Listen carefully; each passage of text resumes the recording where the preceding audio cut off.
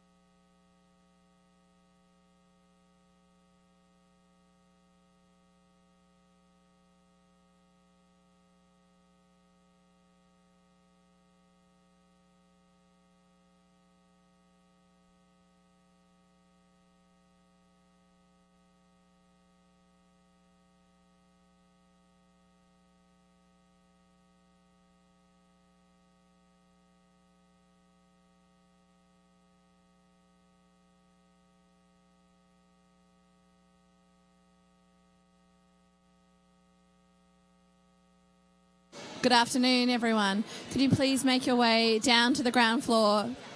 Our programming is about to commence.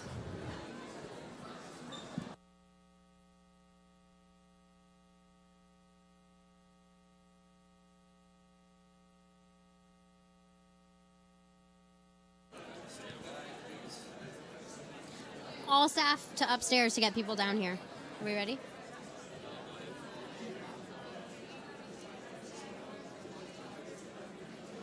You guys, we can start without them. That's fine. It's more important that the judges are here. Let's just get moving.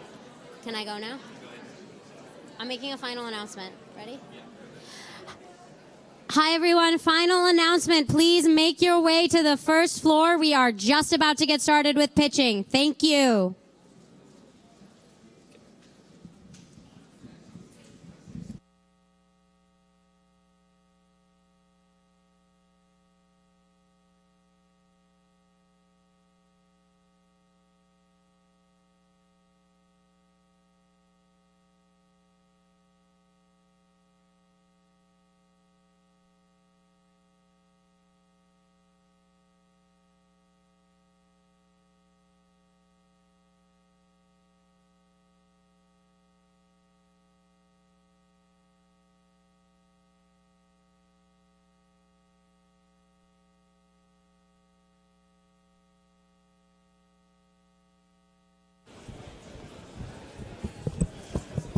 Hello, everyone. Welcome to FoodBytes by Rabobank. My name is Amanda Rohde. I will be your Master of Ceremonies for the events here today, and we are so excited to have you with us here in San Francisco. This is where this event series began 2 short years ago, and in those 2 years, the event has grown tremendously. We've gotten over 1,000 applications for pitches. And this year alone, we are going to hear from 20 incredible companies this event alone, we're going to hear from 20 incredible companies that were chosen out of 165 applications. So before we begin, can I get a quick show of hands? Who here in the room is an entrepreneur? Now, there are a lot of them over here. These are our pitch companies. It's good to see some in the other part of the room, too. And who here is joining us at FoodBytes for the very first time? Wow. That's incredible. It's great to see so many new faces in the room. Welcome to all of you. Welcome back to those of you who have joined us in the past. It's great to see you all here today. And I would like to start off the day by welcoming to the stage Rajiv Singh.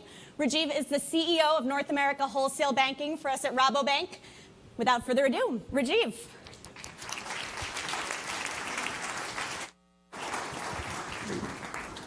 Thank you, Amanda. And as you heard, this is great participation. The last event that we held, the last FoodBytes that we held was at Boulder. And if you saw the video, it was a humongous space, huge space. It was part of a football stadium. And we had about 300 participants in Boulder. So I thought that's going to be a record for quite some time, because to replicate the kind of space and the kind of participation we had there wasn't easy. But this event today, we had over 460 people register for the event. So we are at our max participation ever.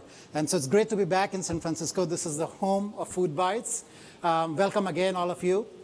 The couple of things that I wanted to highlight when I look at participation, of course, is one indicator of the success of this platform. But I was reflecting on the reason why we started FoodBytes a few years ago. And that the main reason for us to do that was to bring together knowledge, network, and financing, and make it available to entrepreneurs in the food industry, because that was not happening otherwise. And if I look at how we have performed against those original purposes, it's been amazing. Of course, participation has been great, but if you look at, there are many FoodBytes alumni company here. They've raised multiple rounds of financing. They have found customers and suppliers through the network that they got introduced to at FoodBytes. And we have got a number of large corporates, mid-sized corporates, Rabobank clients, Rabobank banking clients, venture capital funds, and other funds who are kind of looking at the sector, but were really not that much in depth, sort of focused on it. But this platform has allowed them to come in, both the corporates and the venture funds, to come in and really make an impact by participating, by mentoring all the startup companies that we bring to the table, by being investors. And a lot of companies have invested in innovation for the first time by being exposed to the entrepreneurs here at FoodBytes. So great success on all of those fronts. As I was also looking at, so it's the companies, some of the investors and corporate partners that we have, but also our sponsors. We have grown from a very small list of partners at the first FoodBytes right here in San Francisco to an ever-growing list, a number of people who've come back again and again to partner with us. So thank you, Whole Foods, Ellie Truesdale. You've been a main sponsor for us for quite some time, and will be together with us for the next few FoodBytes. And we've got ADM, we've got Holland and Hart, and many others. Some who were with us earlier, some who are partnering with us for the first time. So welcome to all of you. I hope you get a great experience and a good value for your sponsorship and your time. And also, I'd like to thank the venue, the village. Do you like the screen out here? I mean, this is amazing.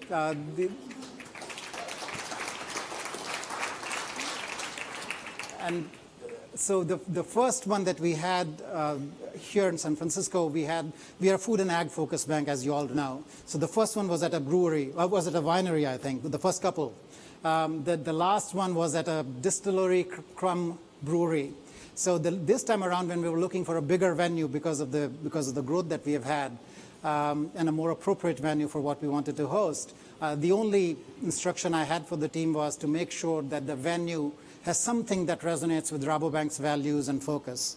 So as you know, part of our food and agri focus is also rural banking, and we are one of the biggest rural banks in the world. So I think they came here, they saw the name Village and said, this is it. This completely resonates with Rabobank, but it's an amazing venue, thanks. And again, more seriously, it takes a village to support the kind of innovation that this sector needs, to support the kind of problems that need to be solved in the food sector. So really, I'm really grateful that we have not only the companies that are pitching, but partners, wonderful audience here to help and encourage these entrepreneurs. So I truly hope you have a great time here. And in a world where fake news and alternative facts and the tax return from 2005 seem to be the headlines, it's great to have people in this room that are focused on solving real problems of today and tomorrow, and making social impact that is unimaginable, in terms of if you look at what's happening in other sectors versus this sector that is so close to our human needs.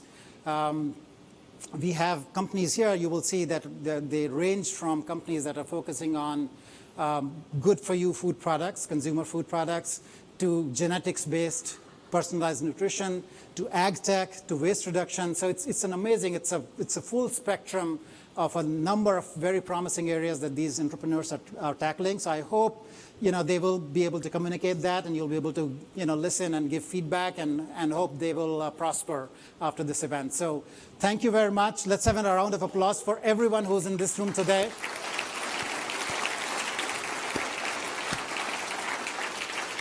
Again, grateful for your presence, and I hope you have a great time. Thank you. Back to you, Amanda.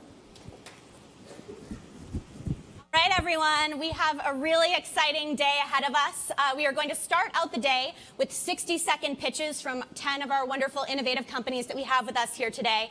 And then we're going to follow that with pitches from our 10 finalists. Each of our finalists will have 3.5 minutes to pitch, and that will be followed by 5 minutes of Q&A, which will start with a question from one of our lovely judges here, and then we'll open it up to you, our audience. Questions are definitely encouraged. We love to start a dialogue here and really get everybody involved, so please watch those presentations and ask questions of our fantastic finalist companies. We will, at the end of the day, be all voting for the People's Choice Award, and we'll also be having our panel of judge announce the winners that they've selected. And if that isn't enough for you all, we do also have an open mic where 9 lucky innovators who signed up here today will have a chance to take to the stage. We already have them signed up. They were very eager during that first hour reception to sign up. So I'm actually going to go through the list right now just so that you all know who you are and the order in which you're pitching. We have Colleen from Zigo. We have Dave from Spry. We have Anthony from Algonesia. Evan from Peak Yogurt. Jacob from The Nectary. Harris from Qubit, Yang from Kitchen Mate, Artem from Reborn, and Camille from Hamama. So we're excited to have all of those companies with us here today as well. A few quick housekeeping notes before we really get started. Please, first and foremost, put all of your phones on silent so that we don't disrupt our pitches today. While you have your phones out, we also would love to encourage you to download the FoodBytes app. So in order to do so, it's really simple. The instructions will be up on the screen all day. We also have instructions on your chairs, so no excuses, anyone. And I'm going to go through them right now as well. So if you go onto the App Store or Google Play, search for FoodBytes, all lowercase, download the app, and then it'll ask you to enter the event name or ID into the field up at the top. That is FBSF, all lowercase letters. You create a username and password, and it's that simple. You're in the app. And the app allows you to do a lot of fantastic things.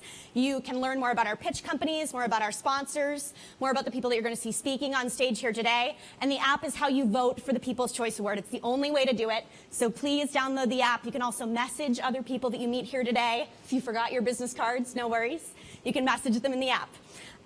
And the instructions will be on the screens all day. We have in-tech house support. And actually, at this time, I'd like to invite Sophie Collins from Q Mobile to give a little bit more of a detailed rundown of how the app works. Sophie. Thanks, Amanda. Hi, everyone. I'm Sophie from Quick Mobile, and I can definitely help you download the app throughout the day if you have any questions at all. So as Amanda mentioned, once you're on this page, you're going to enter FBSF. That will then prompt you to create a username and password, which will log you into the application. So you can use the app throughout the day. You can use it after the event to continue networking, to continue talking to people, learning about the event, checking out some videos. And then once you're actually in the app itself, you're going to see the menu on the left-hand side, which will have all of the information throughout the day. But the key, again, as Amanda said, in the agenda, there will be a way to vote later on. So make sure you download it. I think we have about 40% of the people in the room that have downloaded it, so we will know if you haven't downloaded it. So make sure you do. And one big thing as well, make sure you edit your profile, and that's the first thing on the menu on the left-hand side, because that way you can network throughout the day. So enjoy, and I'll be here if you have any questions at all. Thank you. Fee? A few other housekeeping things for you. Social media is obviously huge for this event. We have a hashtag specifically for the events. It's hashtag FoodBytes. We are on Twitter, we're on Facebook, we're on Instagram. A lot of our fabulous companies here are on those platforms too. So please connect with us, use the hashtag, and let's start a real dialogue, not only in this room, but outside with the greater world. We also have gift bags for all of you on your chairs with a lot of goodies to keep you going throughout the day. A special thank you to Blue Cart, one of our sponsors, who's provided us all with selfie sticks, which I'm sure will come in handy later in the closing reception with all your new friends. We'd also like to thank Whole Foods Market for the incredible menu that we enjoyed earlier today, and we'll be enjoying at the closing reception as well. And they've had support from a lot of our sponsors, pitch companies, and FoodBytes alumni. So a special thank you to our sponsor, ADM, our alumni companies, The Honest Stand, Imperfect Produce, True Made Foods, and Cooley Cooley. And to our pitch companies that are here today who provided food, we have Snippety, Vega Coffee, Good Seed, Flying Spark, The Honest Bison, Apatera, and Renewal Mill. The details are all printed on the menus throughout the space, so you can see where that was all incorporated into the menu today. We'd also like to give a special shout out to Wild Poppy for providing us with our organic soda and juice, to Rosaliti and Chameleon Cold Brew, who are responsible for keeping us all caffeinated with their coffee and tea, Essentia, our official water supplier, Standard Deviant Brewing for the beer, and Libations Catering for the wine. And thank you also to Chariot. They're our official transport, who will be running shuttles to and from the Scarlet Huntington, our official hotel, following the event this evening. And now that we've gotten through all that, without further ado, I would like to welcome to the stage our 10 companies who will be giving 60-second pitches. So the first up is going to be The Honest Bison.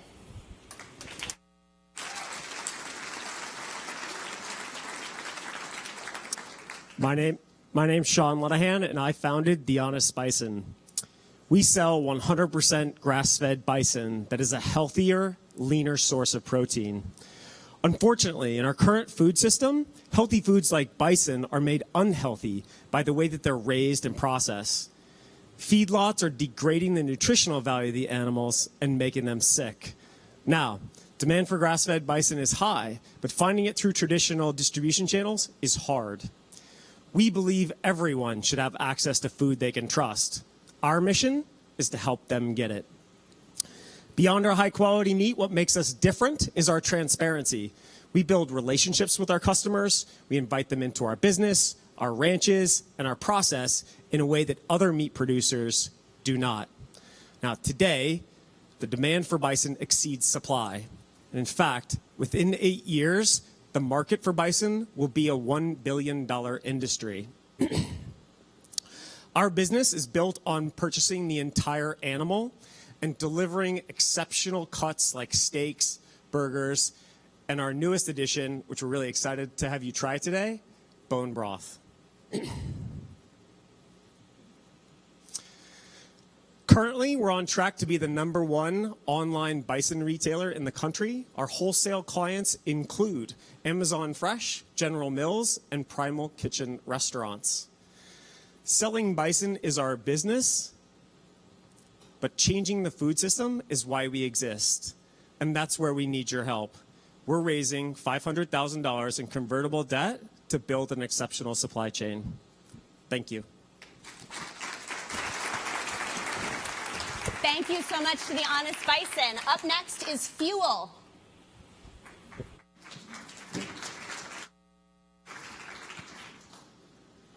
We believe that your food is your medicine.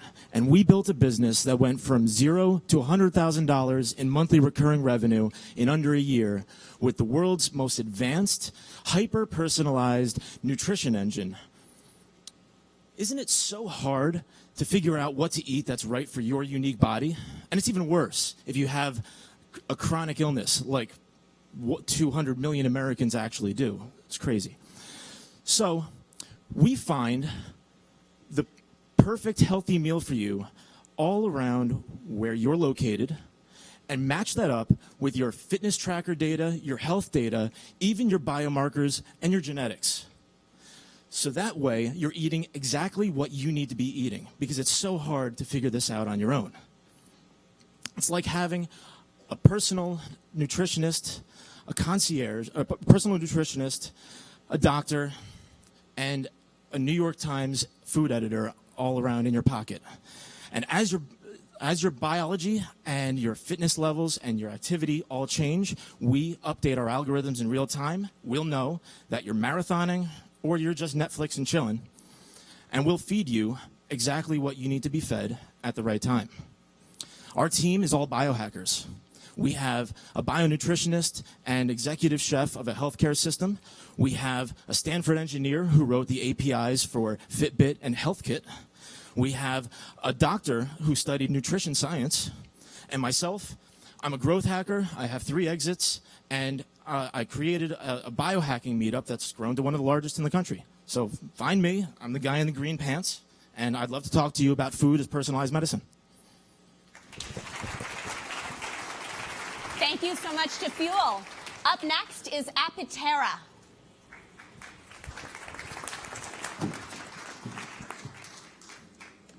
Hey, my name is Dimitri and I'm from Apitera, Brooklyn, New York. Did you all know that honey industry is booming right now and is going to reach $2 billion in annual sales in the US alone by 2020? We've created a unique whipping technology that allows us to create spreadable, creamy product with both the health benefits of the raw honey and the superfood boost. Why add superfoods?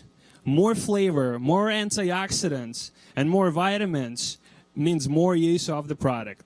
Currently, we have 6 amazing SKUs which are being sold in over 300 stores across the northeast of the U.S., including Wegmans. We have been awarded #1 new release product on Amazon last year.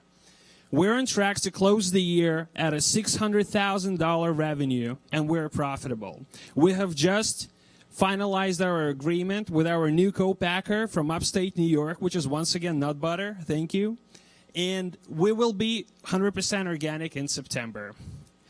Alongside, we're not only sweetening up and supercharging your days. we're also caring about the world around us. And that's why we're on aim to donate 1% of all our profits towards organizations that are fighting bee colony collapse disorder in the U.S.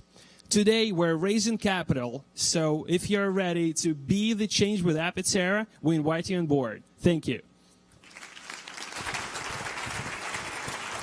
Thank you so much to Apitera. Up next, we have mint scraps.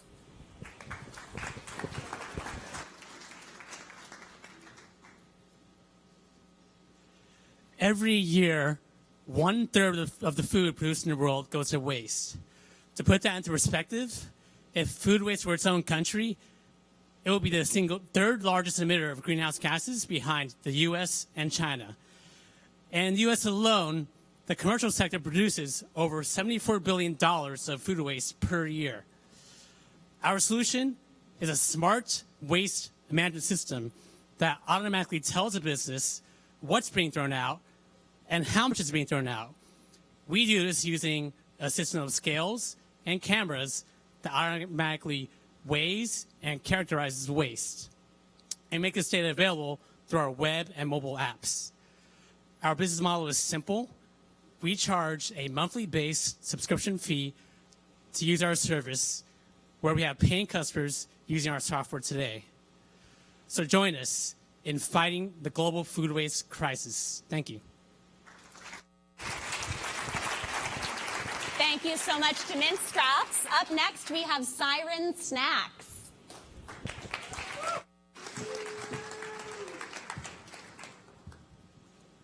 Hey everyone, I'm Elizabeth and I'm the founder of Siren Snacks. We make a line of delicious, high-protein snacks made using only plant-based, gluten-free, and non-GMO ingredients. So, several years ago, I was diagnosed with an autoimmune condition that forced me to take a closer look at the foods and ingredients that I was putting in my body. And when I started to read the labels on some of my favorite protein and energy bars, I had a lot of questions. Like, why is it that seemingly healthy bars like Lara Bar and Cliff Bar actually have more sugar than a Snickers bar? And why is it that products like Luna Protein Bar are made with ingredients like soy lecithin and calcium caseinate? And finally, why is it that the few cleaner ingredient options out there all seem to look and taste like birdseed? I couldn't find an answer to these questions, so I set out to create Siren, a line of plant-based protein bites that provide an innocent indulgence on the go. Now, with Siren, you no longer need to take down an entire 200-plus calorie protein bar when you're just craving a little bite of something sweet and satisfying. With Siren, you can consume our products as an after-dinner dessert, a post-workout snack, or an afternoon pick-me-up, and many more. We'll be launching our products in the Bay Area this spring and are currently raising a round of seed capital. So I encourage you all to come visit our booth upstairs, discover the next generation protein snack, and I promise you will fall in love at first bite. Thank you. Thank you to Siren Snacks. Up next, we have Pie Shell.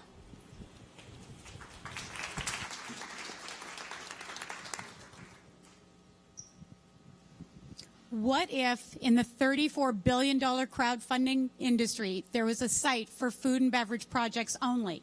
And what if that site was designed to make sure that you succeeded more than the 75% failure rate that they have today? I'm Cheryl Clements. I'm the founder of Pie Shell, and that's exactly what we've built.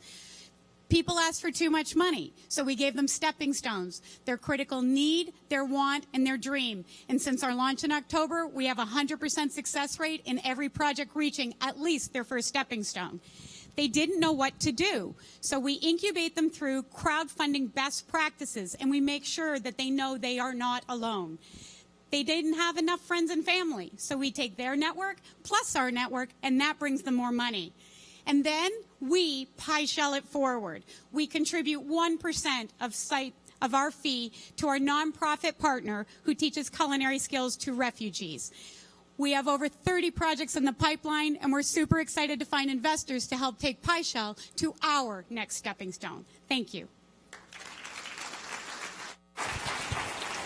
Thank you so much, Pie Shell. Up next, we have ProteoSense.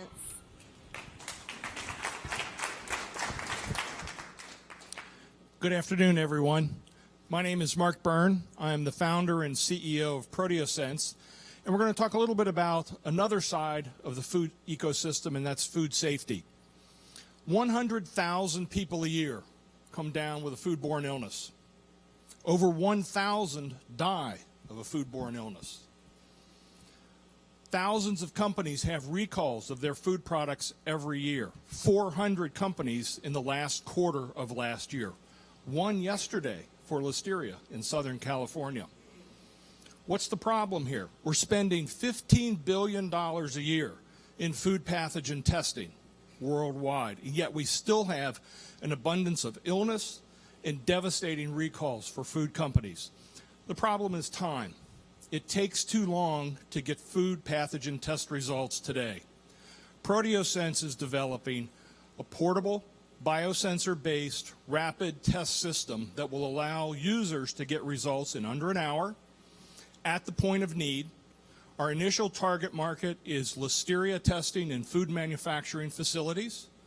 To that end, we have secured the strategic partnership of Taylor Fresh Foods, the largest producer of fresh-cut fruits and vegetables in North America. We're looking for additional partners as well as capital to bring this revolutionary product to market. Thank you very much. Thank you, ProteoSense. Up next, we have 8.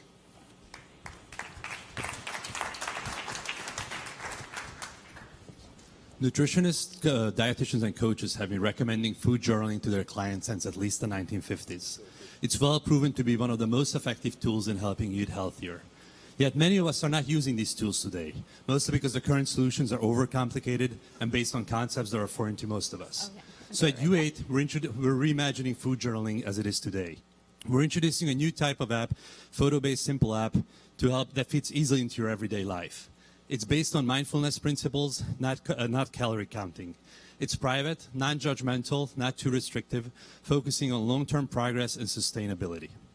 We have soft launched the app about a month ago and already seeing 300 active daily users, and the feedback has been amazing. But the app is just one part of the U8 platform.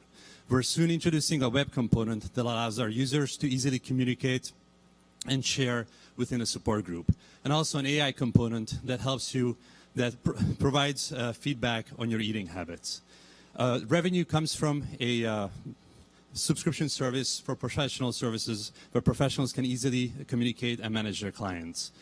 We are live on the App Store, and we're also looking for partners and early stage investors. Thanks. Thank you so much to 8. Up next, we have Pure Cultures.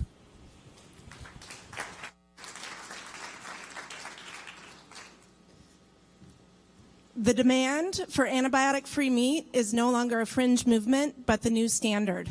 Hi, I'm Colleen Cosme. I'm the co-founder of a Denver-based company that's producing antibiotic alternatives for animals. Gut health is the key to both the mind and the body for humans and animals. Pure Cultures has produced a product that's already on the market that has the same anti-pathogen properties as antibiotics, in addition to reducing has resistance to both Salmonella and E. coli. We know that we're on the right track because we have an agreement with the largest food company in the world, as well as $500,000 in revenue booked for 2017. We're here today seeking investors, distribution partners, and of course, your People's Choice Award. We're Pure Cultures. We are poised to be the leader in animal gut health solutions. Thank you. Thank you so much to Pure Cultures. And now we'd like to welcome to the stage our last 60-second company, Creation Nation. And in a surprise twist, I will be reading the pitch for Creation Nation. Unfortunately, poor Karen here has lost her voice. So I am acting as Creation Nation for the moment. Here we go. This is Karen Nation, sports nutritionist and creator of an award-winning new category in the $89 billion snack market. You've used protein powders for smoothies and baking mixes for cookies. Now there's an easy mix for making delicious bars and bites at home. In 1 minute, you can make 8 to 12 premium bars for half the price of pre-made. No bake and easier than a protein shake. Creation Nation raises the bar for superior taste, freshness, nutrition, and personalization. Say goodbye to bars that are stale, weird tasting, too high in sugars, preservatives, and things you just can't pronounce. Imagine if everyone, whether paleo, vegan, keto, or Whole30, had a perfectly personalized bar with clean ingredients and the highest level of transparency and control. You know how it's made because you made it. The DIY trend is prevalent, from conscious moms on a budget to gourmet fit foodies. We launched online in Thrive Market with very strong sales and are ready to partner with mainstream and natural retail stores like Whole Foods to continue disrupting the market. Investors, you've seen the record-setting exits in protein. Now be among the first to taste the DIY protein bar revolution.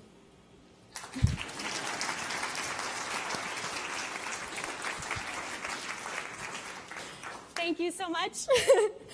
And thank you to all of our 10 fantastic 60-second pitch companies. Let's get another round of applause for them. It is now my pleasure to welcome to the stage Manuel Gonzalez, who is the North America Head of Startup Innovation here at Rabobank. Please join me in welcoming to the stage Manuel. That's what I've been asked. Well, not yet. Welcome to FoodBytes 2017, and welcome to the village. This is the 4th time we're here in the city by the bay, but this is the 7th edition of FoodBytes. We started in 2015, just a few blocks away from here, and we truly thought this was going to be like drinks with friends, and look at this. But you know, what is FoodBytes all about? FoodBytes is about the discovery. It's about the discovery of ideas that are going to fit a whole new food system that is looking for solutions in sustainable and scalable things that are going to fit this new food system. So what happens? We're looking for sustainable and scalable biodiversity. We're looking for sustainable and scalable new foods, new types of foods. We're looking for sustainable and scalable solutions that are digital, disruptive, dematerialized, demonetized, and democratized. And these are the Ds of technological progression. So when you're looking at the pitches, look for this. And to navigate through this, we have our panel of judges. So let me introduce you to them.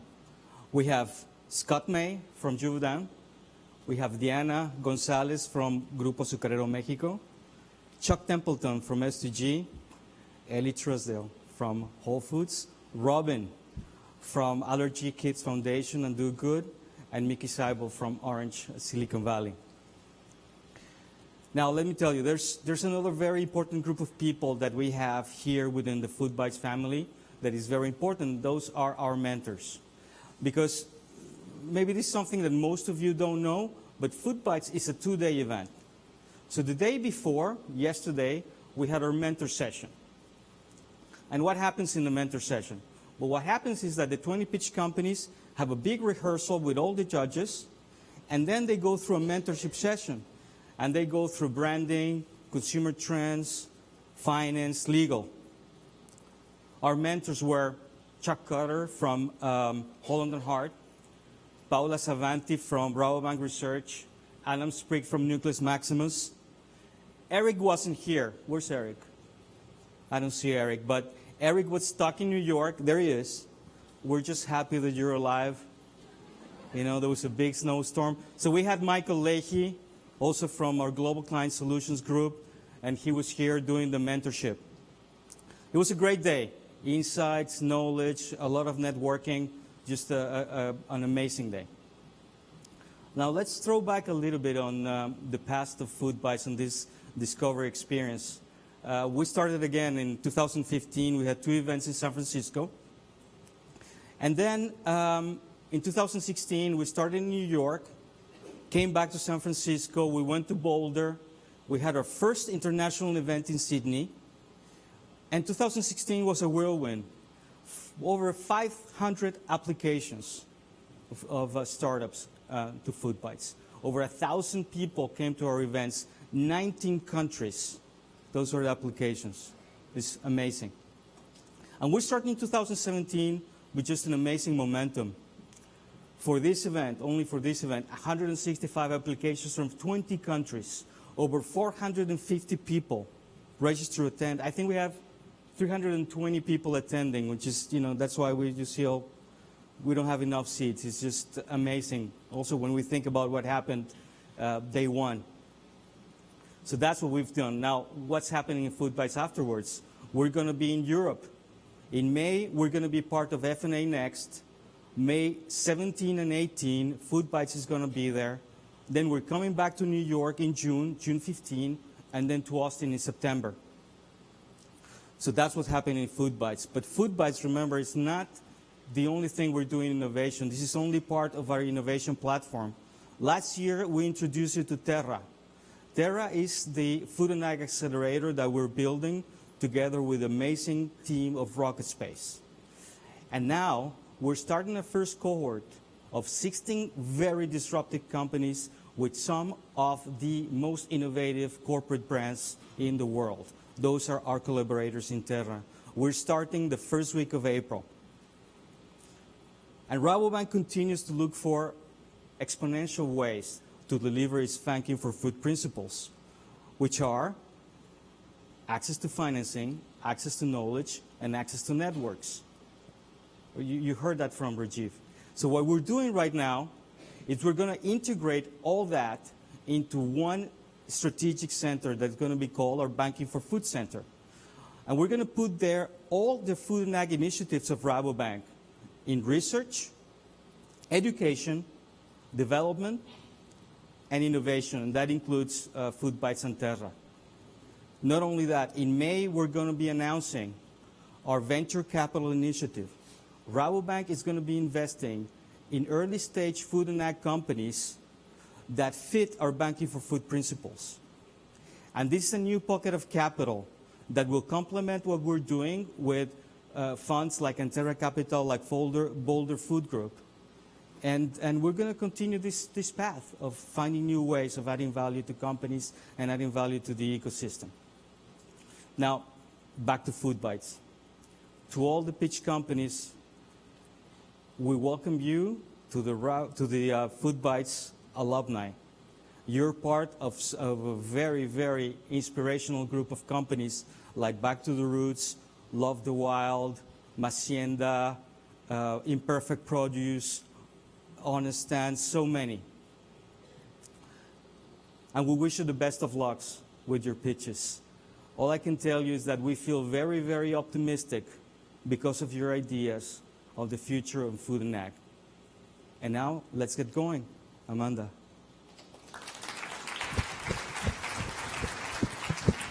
Here we go, you guys. Thank you, Manuel. It is now just about time for us to introduce our 10 finalist companies. As a friendly reminder, each of them will have 3.5 minutes to pitch, and then we'll open it up to 5 minutes of Q&A. We'll kick off the Q&A with one of our fabulous judges here, and then we will open it up to you, our wonderful audience. So please get your thinking caps on and start coming up with some questions to ask these wonderful companies. If you do have a question, stay where you are, raise your hand. We have mic runners out on the floor. They'll come over to you. Please wait until they make it over to you to ask your question so that we can hear your wonderful question. And then after this session is done, at the end of the day, we will be announcing our 3 winners. The Judge's Choice Award winner, the Highly Commended, who will go to one of our 60 pitch companies, 60-second pitch companies that you saw earlier, and the People's Choice, which will be selected by you through our app. Instructions to download on the screen and on your chairs there. So please download that in the meantime. And now, without further ado, we're going to start our finalist company pitches. Please join me in welcoming to the stage Good Seed.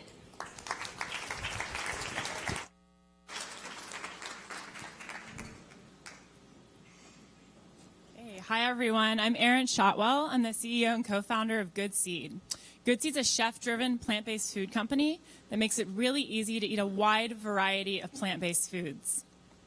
Our mission is to provide easy access to clean and nutrient-dense plant-based foods for everyone. So my partner's a plant-based chef, and he had the really unique opportunity to run a macrobiotic restaurant in Austin for several years, where he was able to see the value of eating a healing plant-based diet. And so he wanted to take these skills he learned to a more fun, chef-driven environment, started a food truck focused on plant-based foods, and people were lining up every day asking for containers of our veggie burgers to take home, and were urging us to launch these as a frozen product. So we launched our first line of foods, our award-winning hemp seed veggie burgers. They offer the first sprouted and the first paleo grain-free products in the category.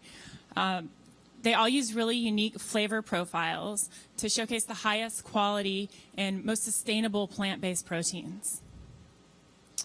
So Americans are still eating a lot of processed foods and not very many plants. Still 57% of Americans' caloric intake comes from ultra-processed foods. And if we want to clean up our food supply, we have to offer products with super clean ingredient decks, only ingredients that support optimal nutrition and chef-driven full flavor. And by staying true to these concepts, we're really able to create a brand of the highest integrity in this category. So people know that they can rely on Good Seed for the best chef-driven plant-based foods, and they know we're not going to use processed ingredients like refined oils, GMOs, and we're going to have allergen-free and grain-free options. So the market for plant-based foods is growing faster than ever. So far, 36% of Americans consider themselves meat reducers, and younger generations are eating this way on a regular basis. And they really love to support brands of high integrity.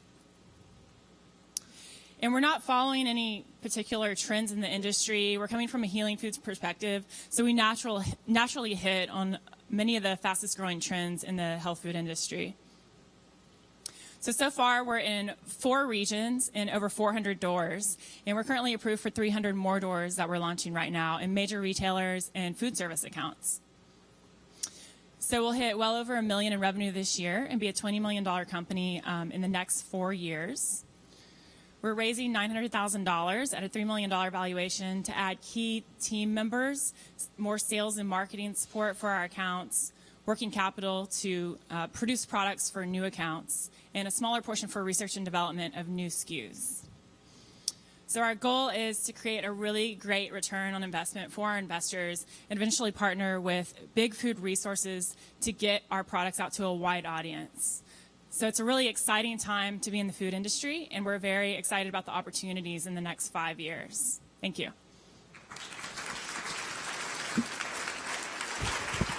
Thank you so much. Thank you. You're staying up here with me. Yeah, We got the Q&A. We're going to turn it over to Mickey first to ask the first question. I don't think, is this working? Okay, this is working. Yeah, we can hear you. To me, it seems like the plant-based burgers kind of go after 2 different types of consumers. The one that is already eating veggie-based burgers but looking for better ones, and those that are meat eaters and trying to replace the meat in their diet. And it's which group are you going after? And depending on which of those groups, how do you see yourself really differentiating against very well-financed competition in what's already a very crowded space? Yeah. Well, we're going after everybody. I think there are people that really are concerned about imitating meat, but then if they taste other options, it's more about being a carrier of flavor and nutrition to us. We're definitely going after the people that don't want to eat processed foods and want totally whole foods, but it's really all about the flavor. So we think we can attract everyone to this category. A lot of people that are actually left out of the category as well. So. All right, guys, we're opening it up to you, our wonderful audience. Who has the very first question of the day? Do we have any hands? There we go. We have a brave gentleman right here. Here comes the mic.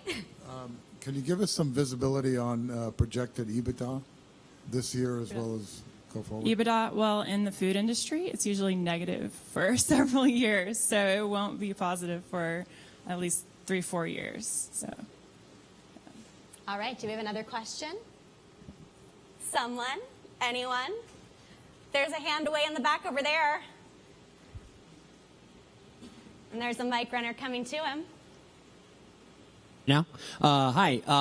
Great presentation. I want to pick up on the very first question, which is this is a very crowded category. So on shelf, like, how are you going to convey everything you just put into that 3.5-minute presentation to consumers to tell them it's more delicious, it's more nutritious, and kind of all the brand values fairly quickly?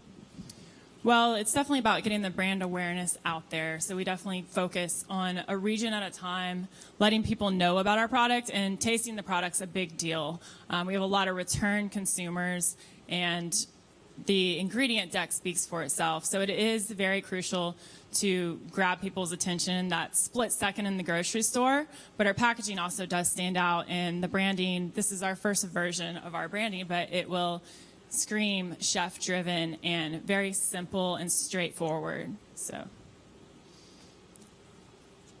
All right, guys, we've got time for a couple more questions. Do we have any other questions in the room? Right there.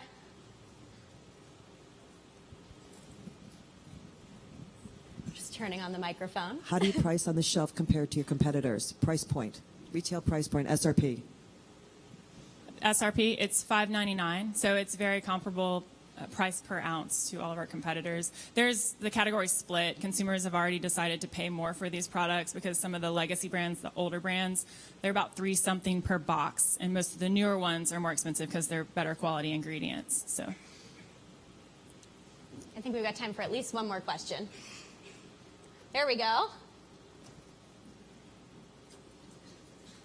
Our mic runners making their way in. Hi, if you were in charge of McDonald's or Burger King, what would you do? I'm sorry, can you repeat it? I didn't hear. If you were in charge of McDonald's or Burger King, what would you do? Oh, well, they should definitely address the plant-based population and get some. I mean, if I was in charge of McDonald's or Burger King, I would serve really healthy food and whole foods and not processed foods. And I would serve our burgers if I was them. All right, guys, I think we can do one more question. Do we have another question in the room? There we go. So why seeds? Seeds, Yeah, they just why? have a really nutrient-dense profile. Hemp seeds in particular have the most nutrient-dense, or the most complete nutrition profile of a plant-based protein. So they're just a really good nutrient-dense. Not a lot of people are allergic to seeds. They're just a great ingredient to use. So. All right, guys, thank you so much for your questions. Great, Thank thank you for a you. fantastic presentation. Up next, we have the Flying Spark.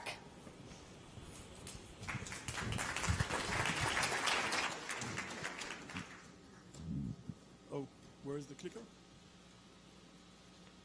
Thank you. So hi, my name is Yoram. I'm the co-founder and CTO of Flying Spark based in Israel. So taking on the question or the mission of feeding the world is a way too big task for a humble startup. So is dealing with reducing the environmental destructive phenomena and the harmfulness of the health about the traditional livestock. So I would just say that we at Flying Spark are basically introducing into the market a brand new protein-based product, which is insect protein.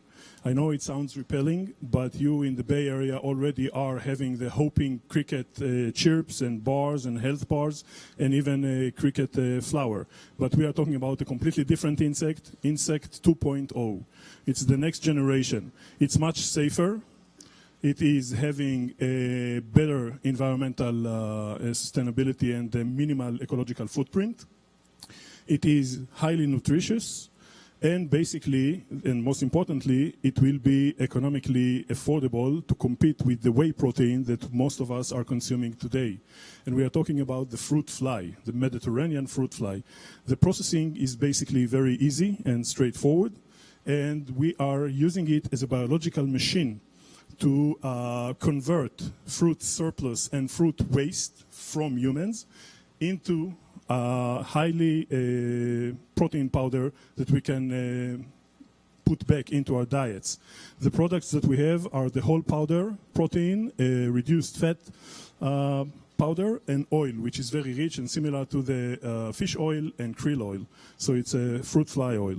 We also make and manage to do fly burgers, fly nuggets, fly milk-like. We integrated it into pastas and bakeries, and it's really tasty because it's much less sharper than the cricket and the locust. There is a trend of switching from the whey into alternative proteins, and we think that we are basically right in there, and we can supply this demand. The first early adopter markets that we are aiming towards are the sport enthusiastic and the people that who are exercising on a regular basis. They do not care where their protein is coming from as long as it does the work. So sport supplements is our first target, and then food supplements, and eventually the food ingredients. The traction of our company is we will be 2 years old next month. We are in a food incubator, the first and only food incubator in Israel, run by the Strauss Group, supported by the chief scientist and innovation office in Israel. We are now producing samples for companies around the world, Japan, Mexico, Canada, and China, that are testing our fruit fly powder in their products. The team is a serial entrepreneur, my partner, Eran. Then we have a food scientist that just joined us from Davis and PepsiCo. She finished her PhD here, and she's in charge of the processing, myself on the insects, and Maayan, which is basically a sustainability expert.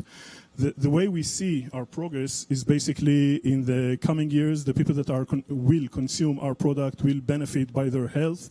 The more people will use it, if they'll find it healthy and tasty enough, will consume less traditional livestock, and then the environment will be benefiting a little bit, and then eventually we might be at full scale helping a little bit to deal and solve a little of the great mission of feeding the world in the next generation. So eventually I want to finish up with our philosophy of how the food consumption had been in the past, in the present, and in the future. And we know that we have too many flies out there all around us, so we say if you can't beat them, eat them. Thank you. Thank you so much. So we are going to turn it over to our judging panel first, and we have Chuck here with a question. So obviously bugs, haven't taken off here in the States. Where do you plan on launching, and what's your go-to-market strategy? As I said, it seems like that the first early adopters will be millennials, which are living on both coasts, the West and the East. They seem to be much more aware of the environmental and sustainability issues, and they are willing to pay a little bit more for consuming products which are environmentally friendly. So that's the target to start. We are basically going to get it into the sports supplements, and yeah. All right, guys, I already see lots of eager hands over here on this side of the audience. We have a mic runner coming over to you. They're standing up along the back wall there, those three gentlemen. All very excited to learn more about fruit flies.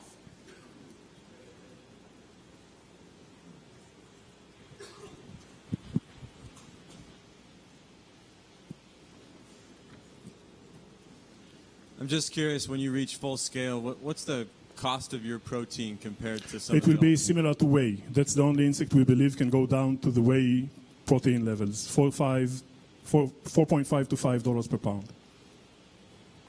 People of a certain age in this room will remember the government carpet bombing to eradicate medflies in the 80s. It strikes me that there's no way that you can bring living... Can you speak up? I can barely hear you. In the 80s in California, the medfly was a very destructive agricultural pest, and the government paid millions of dollars to eradicate it. I can't ever imagine them letting a living medfly in. Does that pose some regulatory barriers to the growth of your business?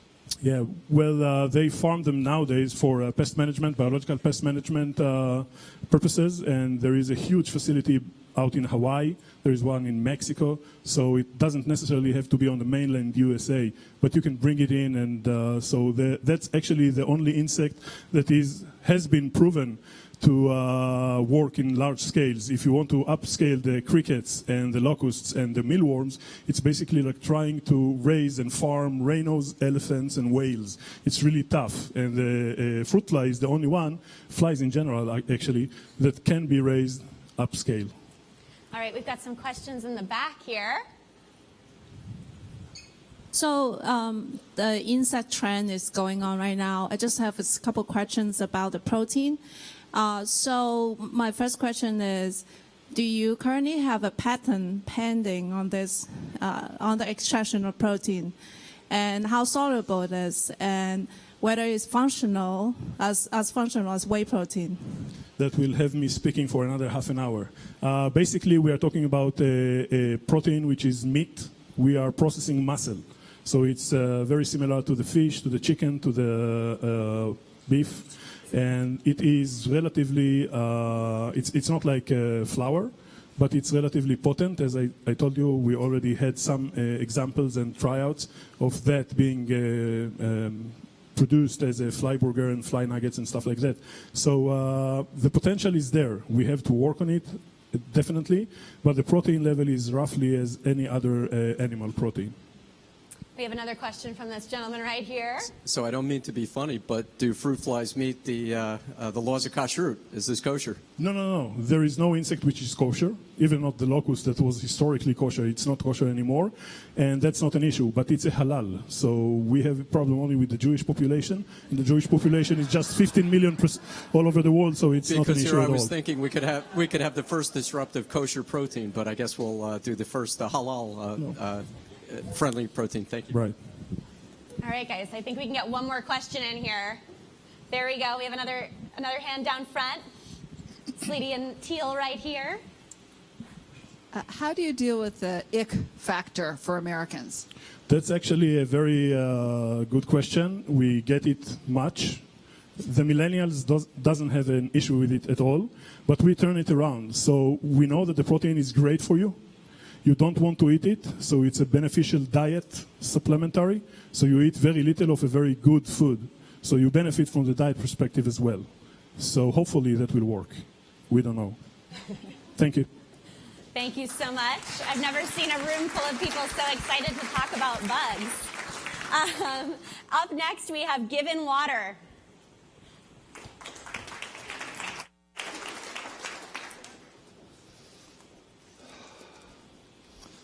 All right, thank you, everybody. My name is John Housiel. I'm the CEO and co-founder of Given Water. Given is the first North American spring water company to ever be certified as a B Corporation. We were also recently ranked as a 2016 Best for the World.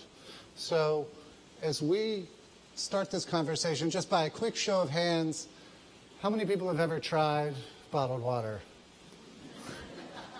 Okay.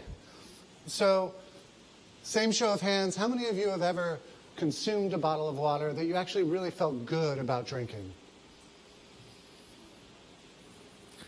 And so, as we think about bottled water, I was very curious. We've asked this question to thousands of people. We see very few hands ever come up. And it amazes us that bottled water now outsells cola. It's the single largest beverage category in the entire United States. And there isn't a single person that actually feels good about drinking bottled water. We consume over 100 million individual single-serve bottles of water every day. So that's why we started Given Water. Given Water is what we call a seriously good spring water. And what we mean by seriously good is that we take a natural product, a spring water product, 100% pure, naturally alkaline, high in electrolytes. We bottle it regionally so that we're supporting local small businesses and we are minimizing our footprint as we deliver it to our retailers. And for every bottle that we sell, we fund a day of clean water for a person in need. And with your support and with our growth, we also plan on introducing the world's first bottled water that's made out of 100% recycled plastic that is also biodegradable. So our goal in creating this is to ask this question to a group of people in a few years from now and see many, many, many more hands come up. So you might ask yourself, I'm from Atlanta, and John, surely you must know that there are a few beverage companies that are in the water space. One of them is from your hometown, and what on earth thinks that you could enter this very highly competitive and deeply commoditized space and experience any level of success. And what we believe going into this is that 9 out of 10 consumers prefer a product once they get past cost and quality that has an impact. And what we learned in the process of this is that 9 out of 10 buyers at retailers follow that same trend. This is a quick example from an 18-store location in New York City. We called them and they're like, we have Dasani and Smart Water. And for us, that's like death because generally they're very inexpensive and obviously Coke is very dominant. We explained our mission, we explained what we were doing. The response from them was that we will replace all of the water in our stores with your product.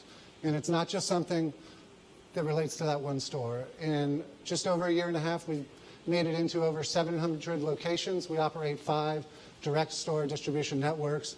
We have over 10 distributors who include the largest names in the U.S.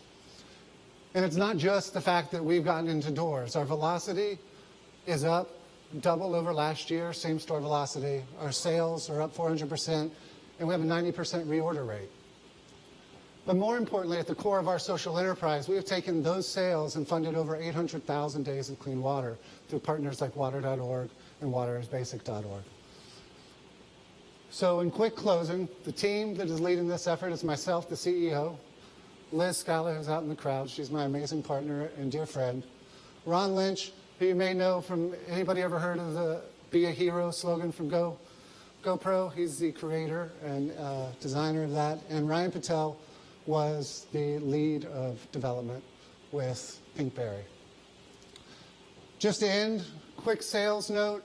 We started last year a full quarter of sales, about $20,000. In the first 67 days of this year, we sold almost 42,000. We expect to end the quarter just shy of being 3 times last year's sales. We expect to more than quadruple our sales this year. And we have done all of this with no marketing budget and 2 little engines that could driving this product out into the market. So again, we thank you for this opportunity to speak in front of such an influential crowd and in a city that is so embracing of bottled water. And thank you so much for having us. Very much. We are now going to turn it over to Ellie on our judges panel for the first question. Thank you. Hi, great job. Can everyone hear this? Okay. So I noticed on your slide that your brand has been updated. So from the bottle that was on the slide from what you're holding right now, can you talk to me a little bit about what you've updated and what you think you're communicating through the brand? Sure. So we actually had all 5 of our previous brand designs that we were reviewing last night at home. But the short story is we had a brand that we relaunched last year. We had some design principles that we thought would fare well in the market, and it did enable us to grow the brand. But the feedback from our customers and our retailers was that we needed to update it to be more competitive in the market. So the whole rationale behind the brand redesign was to get something that clearly indicated it was water. We used orange on our prior label, which you would have seen, and there was some confusion around flavored water. And to give it a clean and polished look that would allow it to pop off the retail shelf. And that was really what led us to engage in that. So we're deploying this look across our bottles. It's going into our website. And we've been lucky enough to finally bring on a dedicated creative to be our brand creative director. And so Liz and I were not creative people, clearly. It's evidenced by the prior packaging, but we're really excited about the new one. All right, guys, let's open it up to you, our audience. Do we have any questions? We have our first question right here. Hello. All right. As for the packaging, you say it's compostable. Is it commercially compostable, backyard compostable? How long does it take to compost? Sure. And how do you encourage people to actually put it into compost versus a trash bin? Because that's not compostable. I like the other gentleman said, I could spend 30 minutes or more discussing that question. But the short answer is we want it to be made out of 100% recycled plastic to realize the energy savings that go into the fact that our PET is essentially less resource intensive than traditional PET. The biodegradable additive is an additive that doesn't, in the laws of California, qualify as biodegradable because FCC requires that to take place over 12 months. What the additive does do is allow the bottle, when it enters the waste stream, which 7 out of 10 bottles do, to perform at the same rate as essentially your newspaper. So what that means is the standard newspaper has approximate 7-year half-life in a managed landfill, and that the bottle would perform at a similar degradation rate as that newspaper. All right, guys. Do we have another question somewhere in the room? Do we have any hands?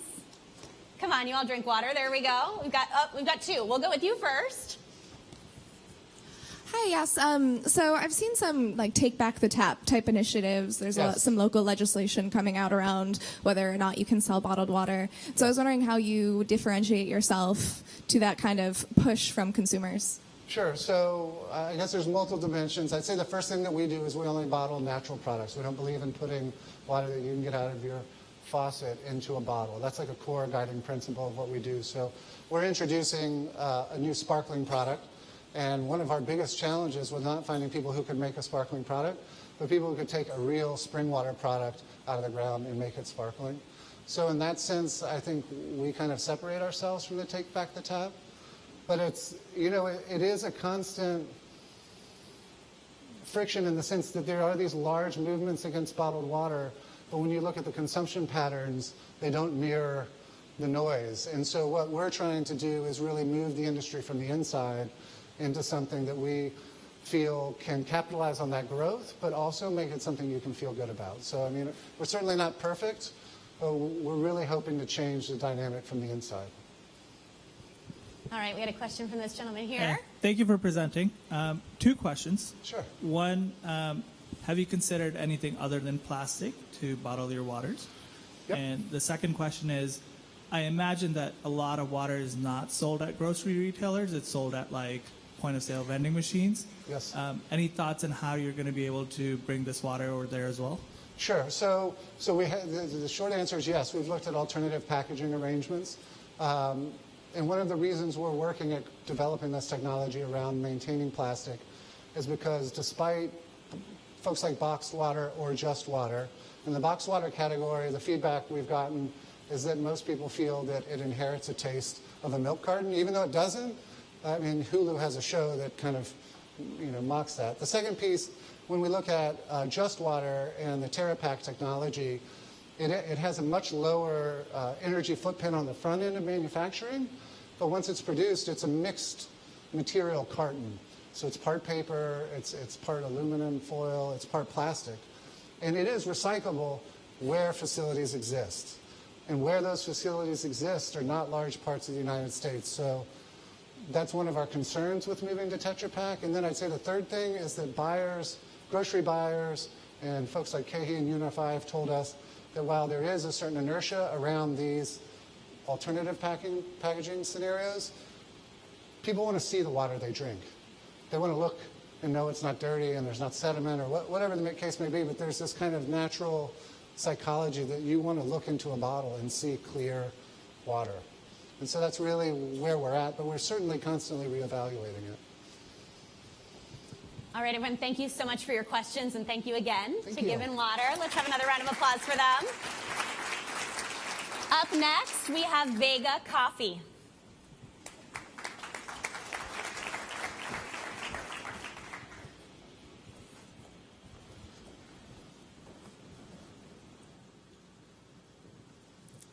Hi there. I'm Nushin Katabi, and I'm a co-founder of Vega Coffee. I'm also a certified coffee roaster and Q grader, which is analogous to a coffee sommelier, a wine sommelier, but for coffee. So I'd like to start with a story. Alma is a coffee farmer in Nicaragua. She grows specialty, organic, and fair trade beans, which retail for $20 a pound here in the U.S. But Alma only gets about $1 a pound. She earns barely enough to feed her family and can only afford to send 1 of 2 of her kids to school full time. So, raise your hand if you enjoy coffee. Yeah, a lot of us, right? Well, it's hip, it's current, but its supply chain is old school and broken. There are up to 20 middlemen between the farm and your cup of coffee. That doesn't work for anyone. Consumers are overpaying for quality coffee, while coffee farmers, 20 million of them in fact worldwide, like Alma, are living in poverty. So I bet you're wondering, well, what is yet another coffee company going to do to solve any of that? Well, Vega's not just another coffee company. We are turning the industry on its head. We are the only coffee company roasting at origin by growers. We then deliver to customers who purchase through our online marketplace within 5 days and ready to enjoy. We started Vega because there was a need in the market for a quality coffee that was convenient and had a transparent social impact and connection. We're able to deliver on all of these fronts. By being located at origin, we're able to have first access to the most exclusive coffees available. Also, as I mentioned, our direct-to-consumer supply chain gets it to you super fresh and ready to enjoy, and at only a $15 price point delivered. Finally, our farmers earn 4 times more income. So this has been resonating. Over the last year, we've grown 20% in revenue month over month. And that's at, by the way, 30% margins. Once we're at scale, our margins will increase to 50%. So let me talk about our social impact. I mentioned the 4 times more income, but also our farmers are learning to become seed-to-cup coffee professionals. And what that means is they're trained in all aspects of coffee roasting, cupping, packaging, etc. We work with 90% women, and that's important because an investment in women is an investment in the broader community. Environmentally, also, our coffees are all grown without the use of chemicals, and they're shade grown as well, and our more direct supply chain actually has a lighter carbon footprint than the old unwieldy way of doing business.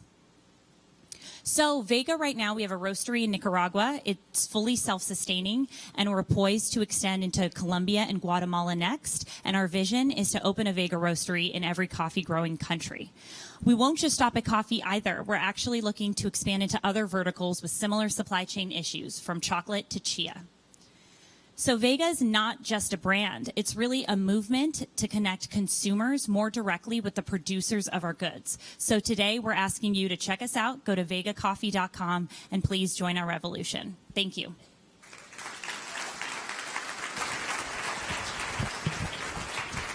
Thank you so much. Let's now turn it over to Diana on our judges panel for the first question. Thank you. Can you hear me? Is it okay? Okay, thanks for presenting. It's a great story. And as you said, I think the coffee category is kind of crowded out there with brands. And what's the strategy so people don't get confused about, you know, the large Starbucks and the other more local brands that claim to be local, like Juan Valdez, for instance, in Colombia? Right. How do you stand out from those coffee companies to the Vega movement? What's the strategy to convey that story to your customers? Mm-hmm. That's a great question. Our strategy is to lead with the story. Our story is totally different than any other coffee company out there. There's really a connection that has to be done smartly through social media and through our online marketplace. But then really our quality has to come through, of course, because if the coffee doesn't taste good, it really doesn't matter what you're doing on the ground, essentially, to the consumer. So for us, that's really important as well to drive word of mouth. But truly, our differentiator, like I said, we are the only coffee company roasting at origin by growers themselves. So that's our lead-in. Mm-hmm. Thank you, Diana, for that question. Let's open up to our wonderful audience. Do we have any questions? We have one down here. We have another one back there. We'll go with the lady first and then move on to the gentleman. How do you plan to scale when you're developing such as each plant, let's say each farmer individually? How scalable is that and how will that work? Okay, so to give more details actually into our model, we build a roastery, like right now our roastery in Nicaragua is in the heart of the coffee growing region. So it's not farm by farm. We've built this state-of-the-art roastery in the town of Esteli, which is really a transportation and commerce hub, and also accessible by farmers at different farms, communities, by the public transportation system, because that's how many of our farmers get around. So we would essentially replicate this by identifying the right coffee growing sort of centers, if you will, or hubs in other countries and go from there. Our next question is this gentleman right here. I love the story. It's a great story, and the quality piece was a question of mine. Mm-hmm. I was under the understanding the secret sauce around quality with coffee was in the roasting. And people spend a lot of time talking about the roasting capability. With it dispersed in these third world countries run by the farmers, which I agree is a good story, I didn't know if you get the right quality consistency that the big guys can get. Yeah, that's an excellent question. So as I mentioned, I'm a certified roaster and coffee Q grader. I set up our roastery with my co-founder, Rob, and we trained our entire team in all aspects of roasting and cupping and whatnot. That team now is trained to train the next generation. So what we would do in the future is we would identify the right individuals to go in, do that training, but empower the community themselves to actually learn and understand how to do all of this, this entire process, and have, just like you would here, a manager of those operations. But farmers have been working with coffee, as many of you know, for a long, long time, and they're actually not given enough credit in the industry for what they do know about coffee. And even the fanciest gadgets we bring down there, they already have a lot of that expertise. So we really believe that our movement's actually honoring what's happening on the ground and mixing some of the old school with the new world, and that's the beauty behind Vega. All right, do we have another question for Vega Coffee? We have the gentleman right here. The mic is coming to you. Hi. I'm curious, why is it more efficient to roast in country rather than, I'm assuming you're running the roastery. So if you ran a roastery in the United States but cut out the middlemen, wouldn't you get the same payback to the farmers as long as you were paying them a fair wage? So the intermediaries in the supply chain really have to do with distributing it and taking it from the farm, and it kind of goes through several hands before it finally winds up in the United States. So actually, in order to just be located here, it would have had to have gone through several hands to get here. We work with small-scale farmers, so they're not at scale to be able to manage the export logistics themselves, for example. Another reason why, though, we do have growers roasting the coffee is because the way the supply chain's been set up, roasting captures so much of the profits. And so just by that simple tweak, if you will, to the way we are operating and where we're operating, they're able to earn that additional income, which is transformative. All right, everyone, I think we have time for maybe one more question. We're at the 20-second mark. Let's do it. Do we have any eager people in the room here? Here we go. Our last question from this gentleman down front here. The last one is, when are you doing cocoa then? Cocoa, actually, that's a great question. We're actually starting to do some of the research behind cocoa. We're looking to next expand in Guatemala and Colombia for coffee. And once that sort of next wave of what we're doing there happens, we're going to start looking into the other verticals. All right, guys, thank you so much for your questions. Thank you. Thank you to Vega Coffee. And before we move on to our next pitching company, we want to do a quick check-in. Who here in the room has already downloaded the app? Be honest. It's a lot of hands. I see you down front, you non-app downloaders. We are at 231 people for the app so far. We want to get to 100%. So please, if you haven't done it already, do download the app. And now it is my pleasure to introduce to the stage Renewal Mill. Good afternoon. My name is Claire Schlemme, and I'm the co-founder and CEO of Renewal Mill, a sustainable ingredients company. At Renewal Mill, we harvest wholesome fibrous byproducts from food manufacturers and upcycle them into high-value ingredients. My co-founder Sumit Kadaki and I believe that the time is ripe to address the issue of wasted food. Reducing food waste is critical for a sustainable food system, and importantly, it's an opportunity to create tremendous value. So byproducts are a real headache for food manufacturers. They expose the manufacturers to fines, and there are very few inexpensive and reliable methods to remove the byproducts from the food manufacturing facilities. And there are a lot of fibrous byproducts produced in the U.S. each year, about $6 billion worth. And while waste can occur across the supply chain, we are strategically focusing on the manufacturing phase because it affords us two distinct advantages for downstream processing. The first is that the byproducts produced during this phase are clean, meaning they've been produced in a food-safe manner. And the second is that the byproducts are already relatively concentrated, which gives us the ability to scale. In order to reduce shipping costs and prevent spoilage, we co-locate our drying equipment at the facility that's producing the byproducts. Once the byproduct is dried and stabilized, it's then shipped to our milling and co-packing partners where the final product is produced. The first byproduct that we are addressing is okara.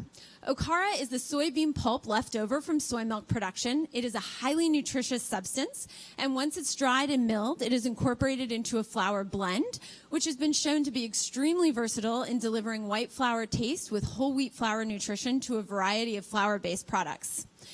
And importantly, we believe we can produce this organic superfood flour at a 30% discount to its wheat flour counterpart. And this cost savings allows us to be both profitable and high impact.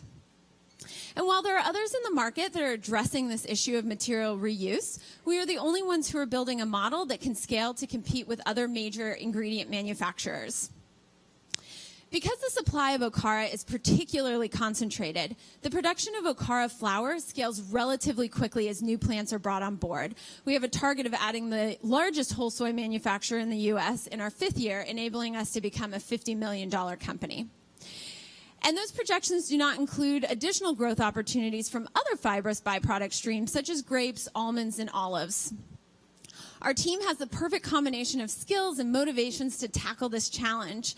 I'm a former food entrepreneur, and Summit is an ex-McKinsey consultant who leads our business development. We also have committed partnerships in place that will support our growth from pilot phase to industry leaders. We have our first facility identified where we're producing our Okara flour, and we have a team of dedicated and talented chefs and bakers who are helping us with our R&D efforts.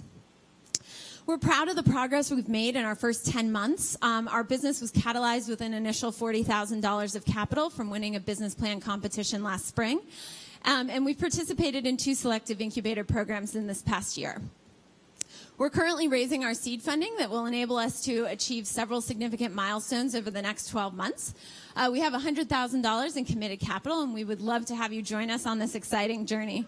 At Renewal Mill, our goal is to become leaders in reducing food waste. Our mission is based on the fact that so much of what is currently considered waste is really just an incredible raw input waiting to be discovered. Thank you.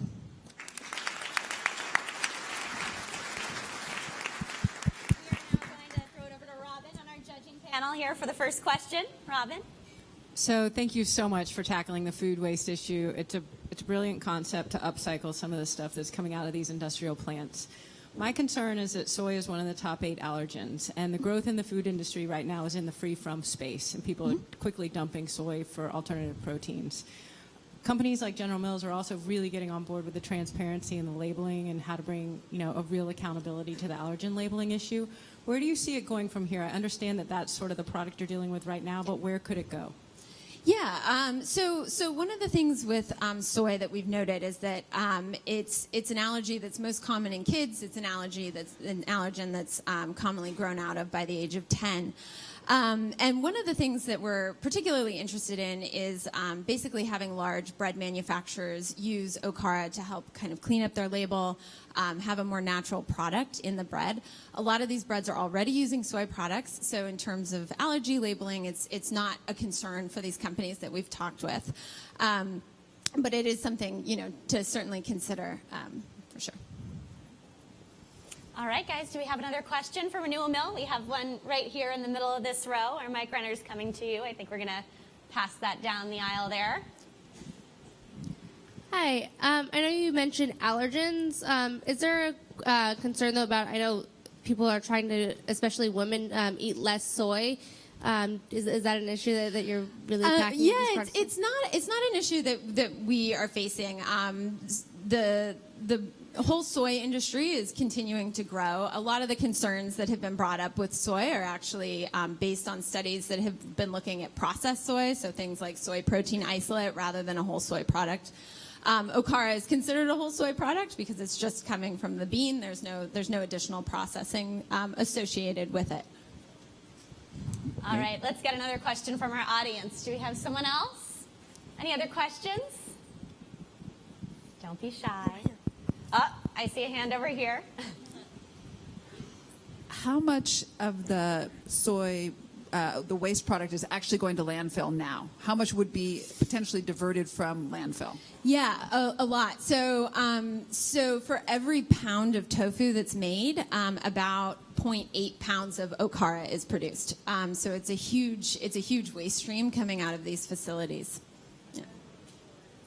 It depends. There's different. In some cases, it goes into a landfill. In some cases, it's sold for very low value for animal agriculture, for animal feed. All right, we have time for a few more questions. Do we have anybody else in the room with a question? The gentleman down front here. Our mic runner is making their way over. Here she is. Clearly, soy demand is not going away, so very nice business model. How would you compare your finished product cost on an ingredient basis to the cost that Nestle or General Mills or some of the other major manufacturers are paying for similar products? Sure. Yeah. So partly it's just been conversations with them to find out, what their supply chains look like and what their costs are that they're paying.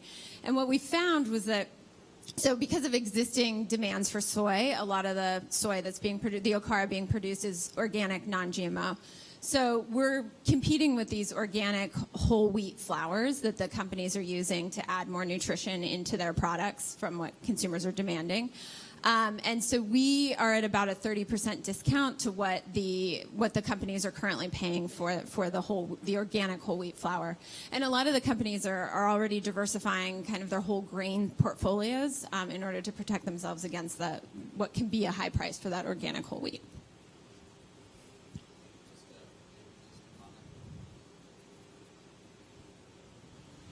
We have a question from one of our judges, but a microphone that's not working.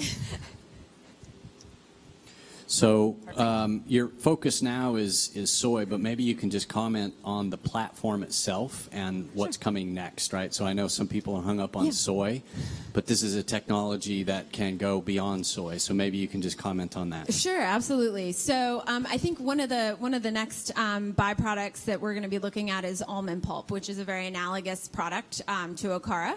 So it's basically the pulp that's left over from making almond milk. Almond milk is something that's been increasing pretty dramatically in production in recent years. And so this has become a growing byproduct stream that is certainly one that's ready to be addressed as well.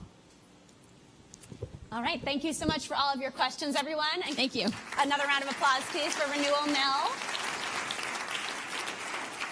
All right. It's now time to welcome to the stage Bonumose Biochem.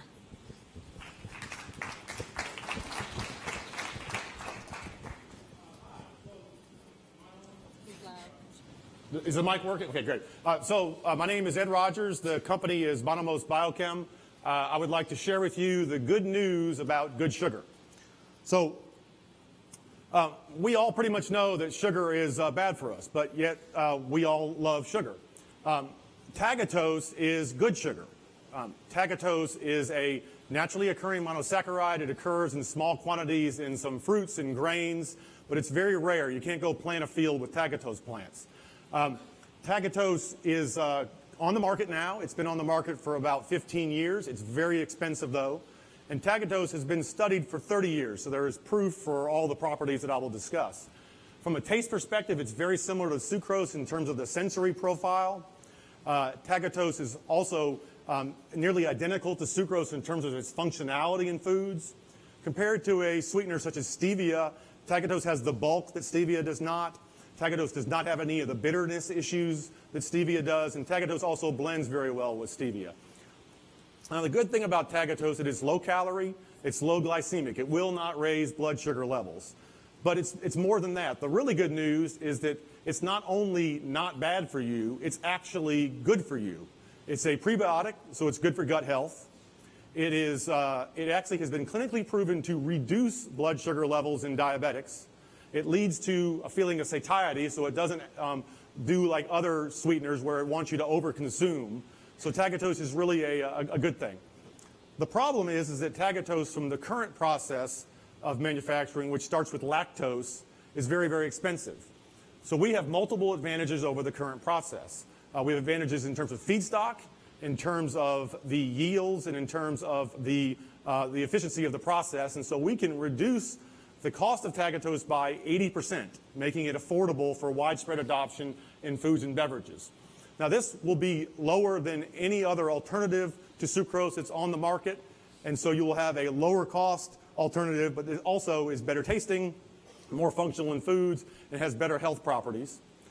Now, we're going to be within shouting distance of regular sugar, and we will be lower than organic cane sugar. And by the way, what's the deal with organic cane sugar? I mean, does that give you organic diabetes? I'm not really sure what the advantage is there. Now, so our secret sauce is in the enzymatic pathway. In most enzymatic reactions, you have an equilibrium between the reactant and the final product. But in our case, the final step of the enzymatic reaction is irreversible. It's like going over a waterfall, and so the yields are extremely high. And this is our breakthrough. And it's a breakthrough that's on its way to very, very broad global patent coverage. And it's also a platform. So by tweaking the last couple of enzymes, we can make other good sugars. Now, our business model is overwhelmingly B2B, selling to food and beverage companies as a branded ingredient. We anticipate staying involved in the manufacturing as well as the sales, but likely with strategic partners. And so we're having conversations with all of the major food ingredient companies. We're having conversations with most of the major food and beverage companies. This is being studied for use in soft drinks, ready-to-eat cereals, and a variety of products. And this is not just in this country. Just got back from 2 weeks in Korea and Japan, where there's a heightened understanding of rare sugars. And just to wrap up here, this is not a niche. This is not just a fad. This is not a flavor of the month thing. This has all the potential to be a breakthrough, blockbuster ingredient, and the technology is scalable. And there's an enormous problem with diabetes and obesity globally. There is an enormous appetite for sweet things. And if we execute on this correctly, we can have an enormous impact on public health and private wealth. So we want to start some conversations. Thank you. Thank you very much. We are going to throw it back to our judges panel. Scott has the first question here. Hi, Ed. First, sweet job. Well done. Thank you. That's a good one. How long have you been saving that up? A little while. Yeah. So my question is, how long will it take you to get to that projected level of $2 a kilo based on what you're projecting today? Yeah, so, I mean, it's funding dependent. And we're, from right now where we are today, we could be there in production in 18 months. And that's at about the 2,000 metric ton a year level. At that level, we will sell it at the $2 a kilogram. The margins will get better as we scale, but we will still make attractive margins even at that small level. Great, thanks.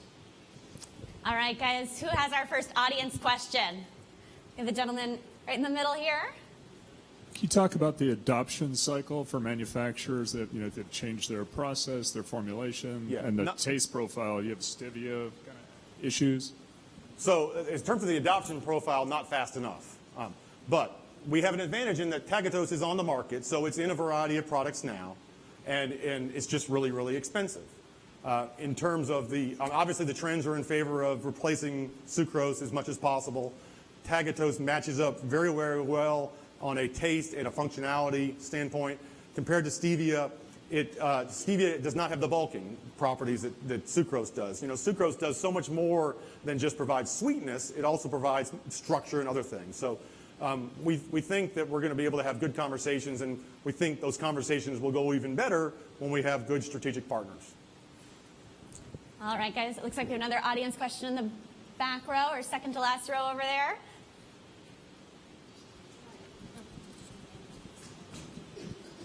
Hi. How have you validated your health claims? There's a lot of research that indicates that different sweeteners, artificial sweeteners, actually cause weight gain and lead to cardiovascular risk factors similar to sugar. So I'd just be interested in hearing about your validation. So again, tagatose has been studied for 30 years. And it's been around for a while, and it's been studied extensively. There's a slew of information about it, and I can email you whatever you want.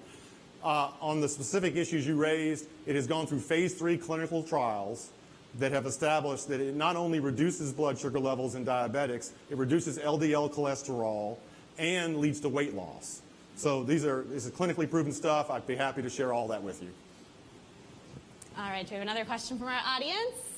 Let's get somebody new. I'm sorry, you're full of wonderful questions. We're going to go with this gentleman over here. What is the source of the enzymes that you're using? Are they in ready supply for scale up? So I can't get into the details of the enzymes because that's part of our IP. Some of the enzymes are commercially available now. Most of them are not. We expect that we will outsource the manufacturing of the enzymes, and so we will have a tolling manufacturer that does that for us. And we've already got them lined up to do that. We're going to make the tagatose ourselves because we think it's very important for quality control and IP protection and other issues, but we've identified sources for the enzymes. All right, we've got time for at least one more question from our audience. Do we have another? We have a hand over here. Hello. Hi. Can you talk to me a little bit about the patent protection process and when your patent does expire, how you plan on continuing to be the leader in the space? Yeah, so first of all, it's patent pending. We've got a PCT patent application filed. We got an international search report back in January that's extremely favorable that says that all of our claims, which are very broad, are not suggested by the prior art, so they're novel, they're industrially viable, and so we think we have a pathway to very, very broad coverage. We've also filed 3 more for 3 additional healthy sugars. So expiration, what, 20 years or so? Thank you. All right, I think we can squeeze one more question in. Do you still have a question? There was another hand over there. Same question. Anyone else? 30 seconds. I see a hand in the back. Fantastic. Do you see this competing with high fructose corn syrup? Oh, yeah, absolutely. I mean, high fructose corn syrup, sucrose, any of the other pseudonyms that sucrose goes under, evaporated cane juice or whatever they call it. I mean, it'll compete with all the other bad sugars. It will compete with anything else that's trying to compete with the bad sugars. So absolutely. All right, everyone, thank you so much for your questions. Thank you. And another round of applause, please, for Bonumose Biochem. We'd now like to welcome to the stage Snippety.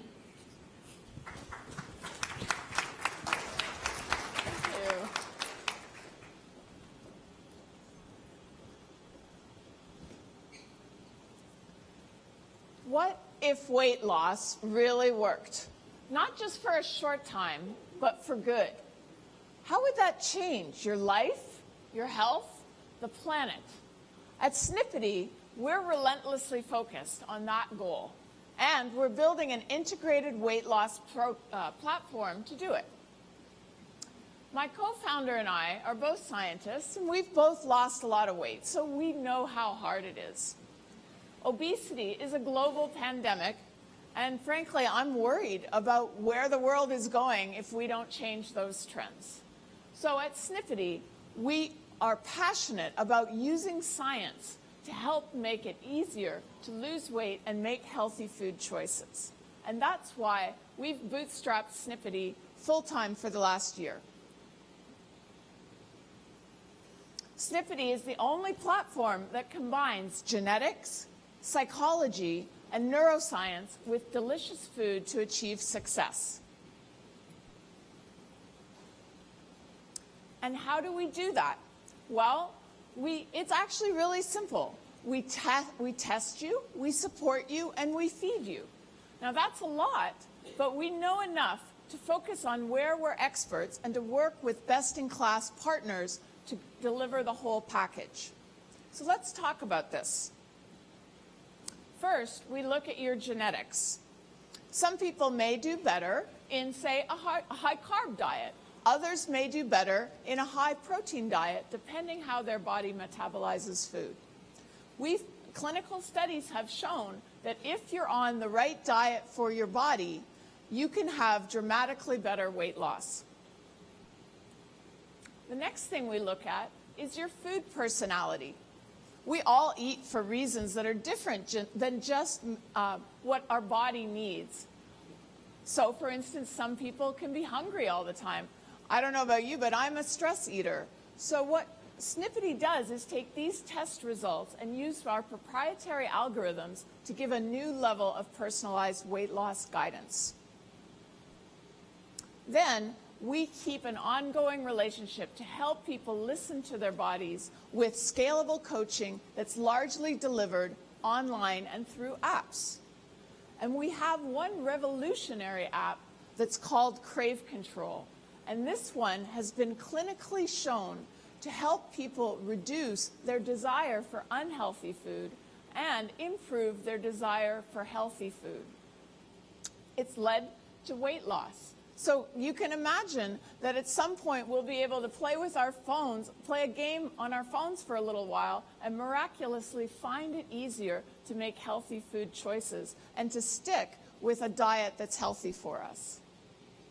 Finally, Snippety will feed you.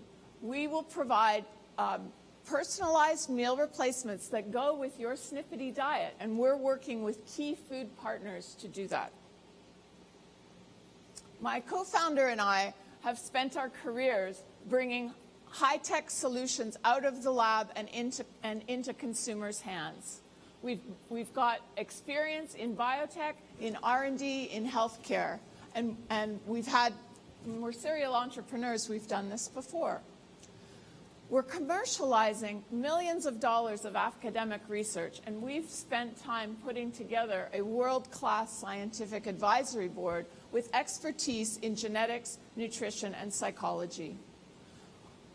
The world market is about $60 billion, but our addressable market will be about $3 billion. We'll make revenue primarily through subscription and food sales, but we see potential later on for other revenue sources. So at Snippety, we're rethinking weight loss from the ground up. The customers we've talked to can't wait to get started with our product. And we're excited to be here at FoodBytes to meet others who buy into our same vision of a future with healthy, sustainable food, and who will work with us for weight loss that really works. Imagine what we can build together. Thank you. Thank you very much. We're now going to kick it over to Chuck from our judging panel for the first question. Yeah, so there's a lot of moving parts here with, trying to test people and then, have them, eat certain foods and enter things into certain apps. How do you know this will work? Like, how do you start to validate this or verify it out in the world without launching the entire company to do it? Absolutely. I think that's an excellent question. So as I mentioned before, we're putting together some established pieces that have already been proven in clinical settings. So some of the gene-appropriate diet has been proven. The Crave Control app has been proven in initial studies. So we're going to put them together. So there's already been some clinical proof to it. But I agree with you. The next step is to prove it in practice and prove it all together. And that's where one of our scientific advisory board is a weight loss physician. And we are currently setting up that initial beta trial with her patients. All right, who is going to be our first audience question? I see a hand down here already, right in the front row. Our mic runner is coming to you now. It seems like in your games it's very much pick like pizza or broccoli, and then there's raspberries featured here. But then the end result is that you're eating meal replacement shakes and food bars. Mm-hmm. So are you looking at whole foods, or are you trying to gear people towards?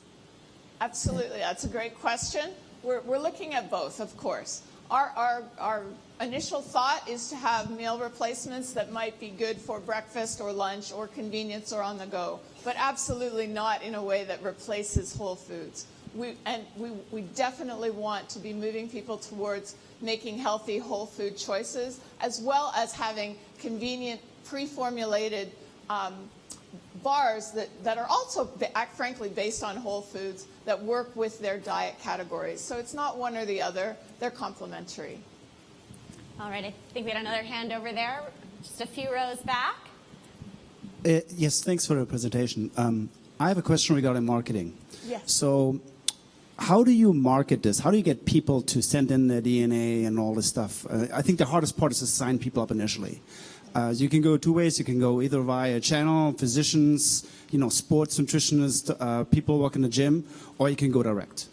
The direct way, I would love your perspective on the direct way, but I'm seeing with Oprah and her investing heavily into Weight Watchers, right? And that not having gone anywhere, despite all her weight, no pun intended, being thrown behind it. What are your thoughts on this? How do you market this? How do you get people to adopt this? I think it's an excellent question, and of course, that will evolve. But our thought is that we go direct to consumer. We have a team with experience launching consumer food brands nationally that's advising us. We believe that it will go. We think that there are some pioneers like 23andMe and Ancestry.com that have done really great work, frankly, in terms of making people more amenable to the concept of a personalized genetic test at home.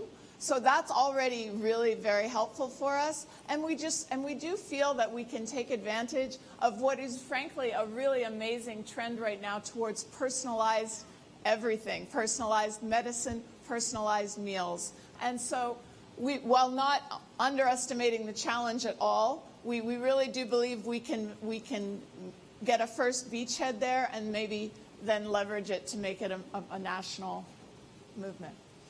All right, do we have another question from our audience? We have a hand right here in the middle. Yes. All right. Thank you for the presentation. I'm curious about the name, Snippety, or SNP-itty. It's something I'd love to hear the origin story behind.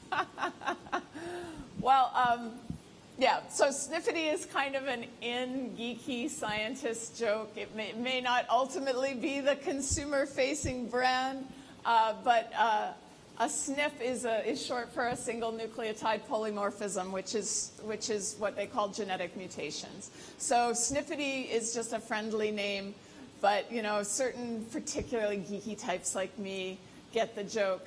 But we recognize it may not ultimately be the right name for people that aren't super geeky. So. Thank you very much. Great, thank you. Thank you to our audience for our questions, and thank you to Snippety once again. Next up, we have Neutrogene.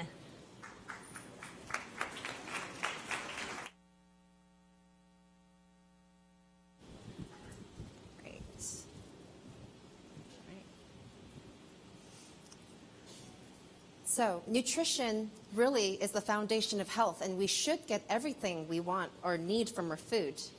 But over 1 billion people in the world, in developed countries and cities like ours, are vitamin deficient. And vitamin deficiency is clinically linked to chronic diseases, including cancer, osteoporosis, and heart disease. And it has been shown that with clinical effectiveness, that potent supplementation can actually improve and prevent these conditions. So vitamins are really not just supplements. They're crucial for you to optimize your health and to feel your best. But current solutions that we see on the market is ineffective. Vitamin pills are processed and dried, which makes them less absorbable by our body. And liquid vitamins are more bioavailable, but they're significantly reduced in shelf life, which makes them lose effectiveness every time that you open the bottle and use it. We have developed a unique method to brew, package, and deliver personalized and vegan vitamins directly to your doorstep. And how we do that is using the power of microbes, like yeast, what you use in your beer and kombucha to make them, and integrating it into a miniature device that allows us to monitor the microbe growth, extract the vitamins, and then dispense the exact personalized dosage that you need. So if you had the choice between fresh vegetables from the farmer's market and canned goods, which one would you choose? Our solution is the fresh one. And how our platform works is, firstly, we create a personal nutritional profile. You answer some survey questions at the most basic level, but then we layer on additional diagnostics information. So we have partners to our platform, and then based on your unique profile, we actually mix the right cocktail of vitamins and then ship them to your door. And we're rolling out a beta program with eager early adopters that want to work with us to optimize their health. And this includes professional athletes that want to maximize their performance. In an age where we can order DNA tests online, personalized nutrition and health is really the new frontier.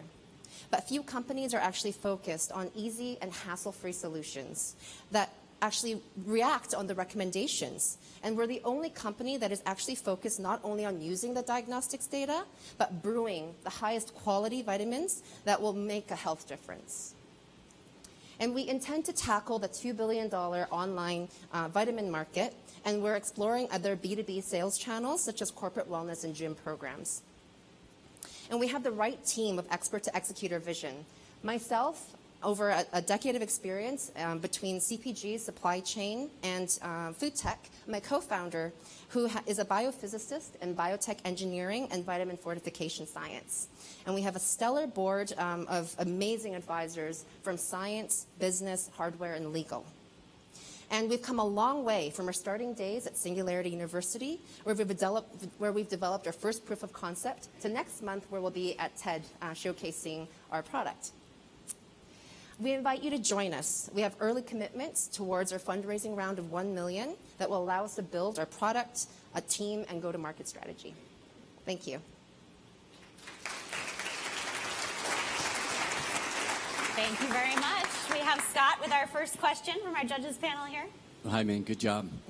I have two questions, actually. So why are these more stable than traditional vitamins? So what makes them more stable? And the second one is, what makes them more bioavailable? Thank you.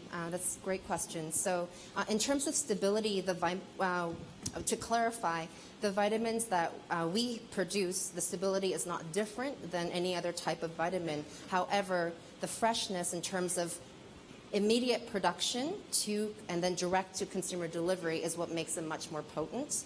Secondly, the packaging format that we have is a bit unique. What you see in stores when they gummify the vitamins are actually not done with animal products. So we do it using a molecular gastronomy process that encapsulates it right away, and in a kind of vegan format. The second question was regarding the, can you remind me again? Sorry. Oh, bioavailability, yeah. So we use liquid vitamins instead of dry ones. From the immediate production from the microbe, we extract it so it's raw, and that means that your body is able to absorb it much better than a dry format, which it has to convert, and it's ineffective. All right, thank you so much for that question, Scott. We're going to open it up to our audience now. Do we have any questions?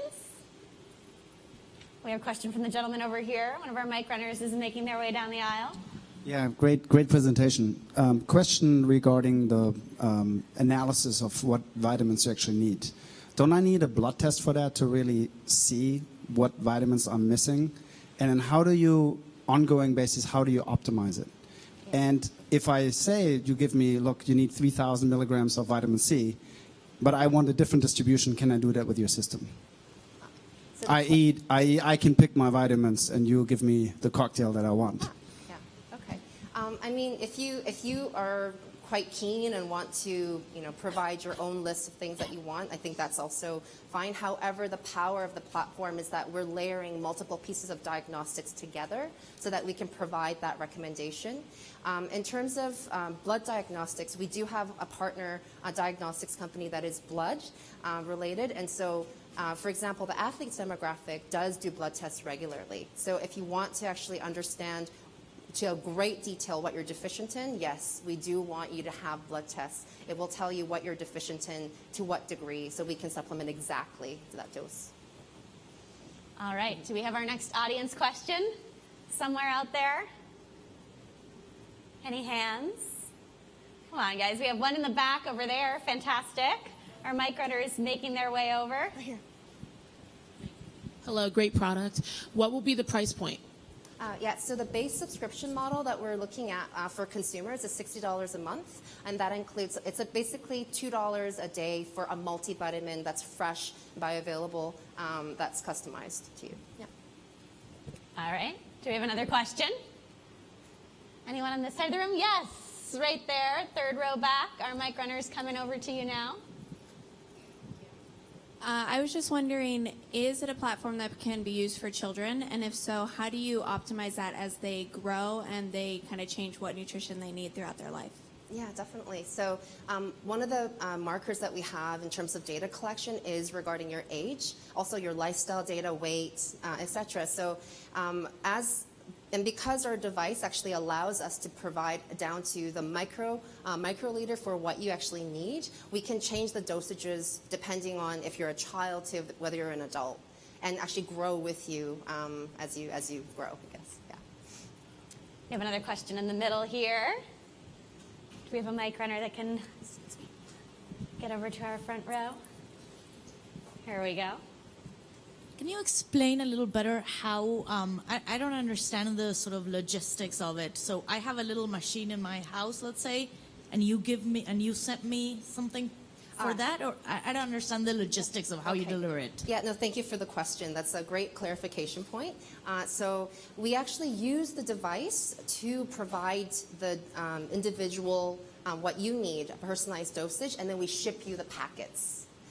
So the reason that we had this is similar to like an Invisalign, that you get, and they actually use the device to make something that's just for you. Mm-hmm. It's to make the production process faster for us to deliver directly by mail. Okay, great. Thank you guys so much for your questions. Thank you again to Neutrogena. We're now going to welcome to the stage Visag Solutions.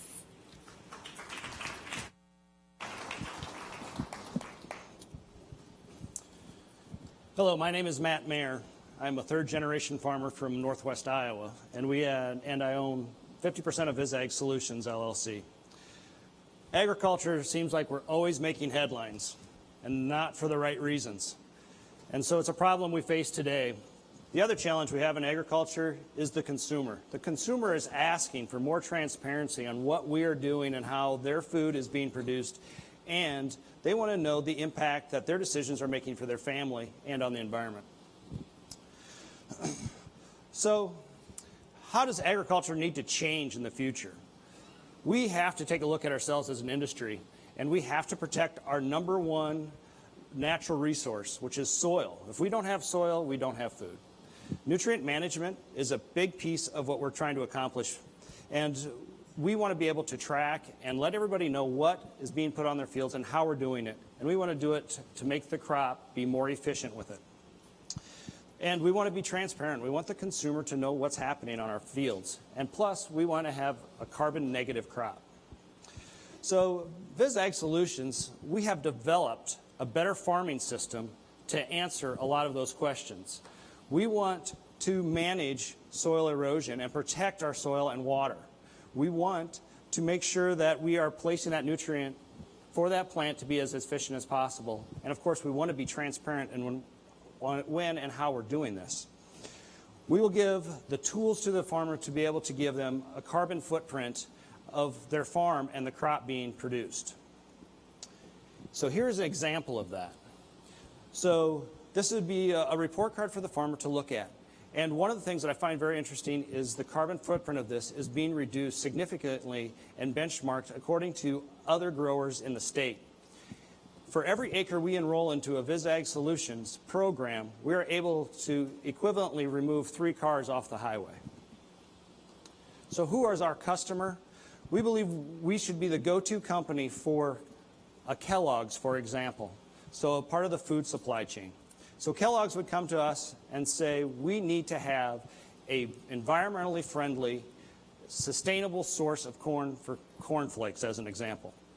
So then we would go to the grower and set them up with a contract to be able to grow corn for those cornflakes. Now, we want to be transparent, so we want to put a QR code on the side of that box. So as a consumer, you can go and scan that QR code, and then that will bring you to a website to show you what was performed on that farm, what was applied to that farm, how it was done, and get you a closer relationship to the grower and where your food comes from.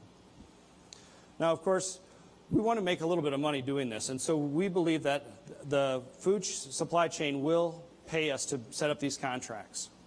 We also believe the grower will get a lot of good information for their business that they will also be willing to pay us for also at that time.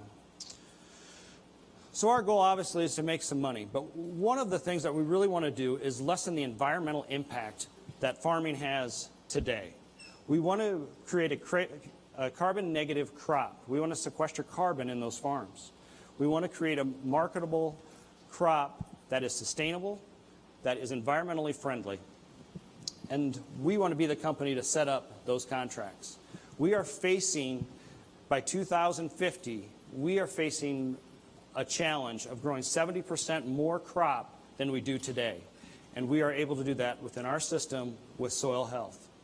And with that, thank you for your time, and I would be happy to answer questions.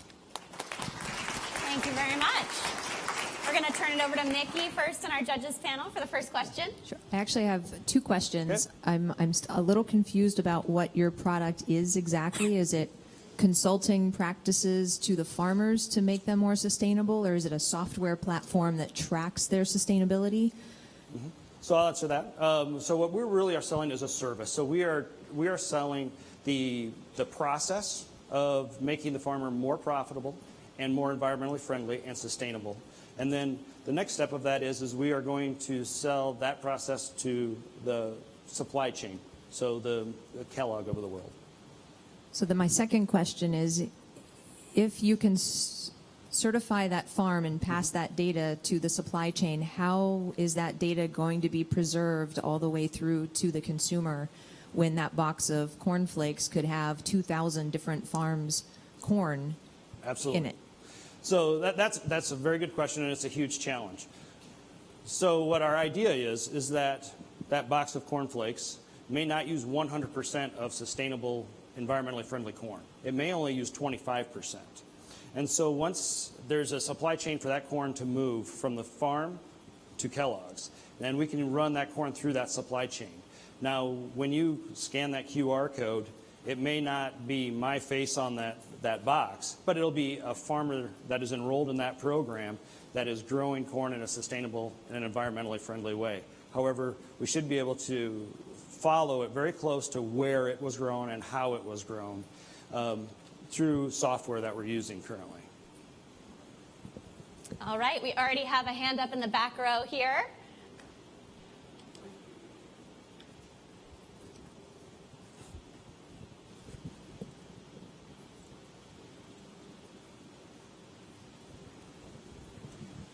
Our mic runner's just... Hello. Can you talk for a little bit about your focus on conventional practices and conventional grains relative to non-GMO and organic grains? Sure. So our practice, our farming practice within the VisAg Solutions protocol is very different than what you would think of as a conventional farm.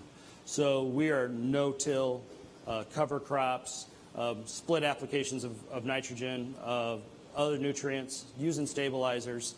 It's a pretty extensive process. A conventional farm, to just give you a really quick overview, does lots of tillage, doesn't necessarily use a lot of fertilizer stabilizers. So the erosion is a much bigger problem there in heavy rains. The runoff ends up in the creeks, it ends up in the rivers, ends up in the Gulf. What is attached to that soil when it erodes out of the field is, of course, the nutrients that have been applied. And so our process helps cut that pollution down. So non-GMOs will fit into our program very well. For an organic farm, it'd be much more difficult to fit our program. All right, we've got lots of hands in the audience. I think we have someone over here.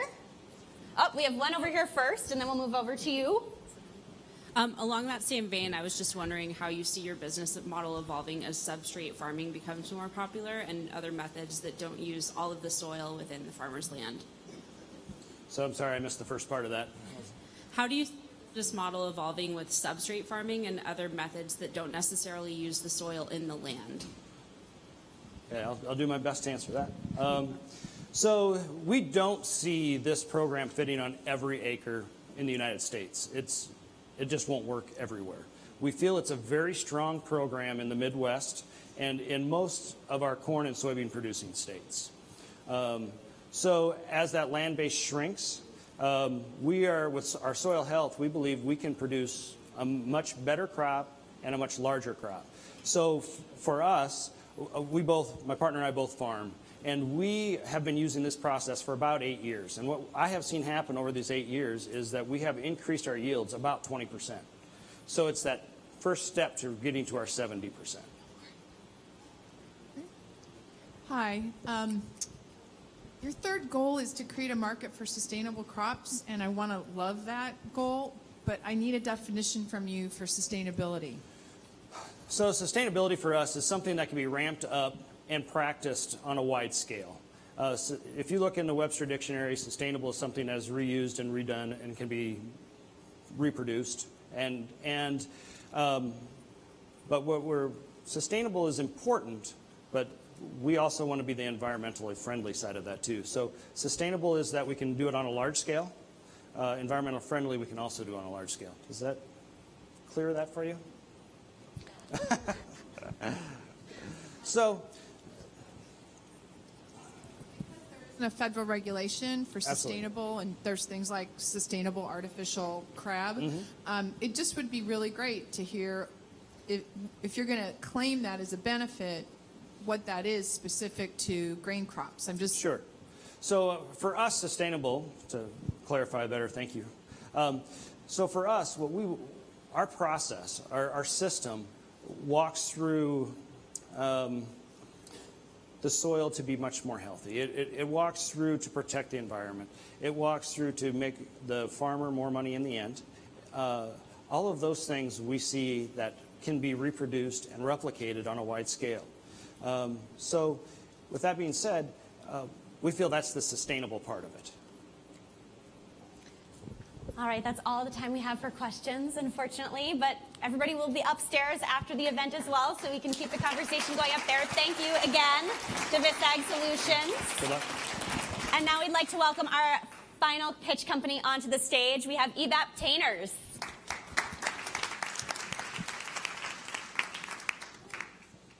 Hi, I'm Serena Holmeyer-Taylor with Evaptainers, and I have a question for all of you. How many of you have one of these in your houses? Probably see everybody's hands in the air. If I asked this question in a developing market, chances are there would be many fewer hands in the air. In these areas, both rural and urban, electricity is unavailable and unreliable in most cases. And without refrigeration, fresh food goes bad quickly. In Africa and South Asia, there are 979 million people whose lives are impacted by this. And in Africa, 40% of the food produced spoils before it ever reaches the consumer. What if we could surpass these barriers to refrigeration and get a device to these people who could help them keep their food fresh? Let me introduce you to the Evaptainers EV8.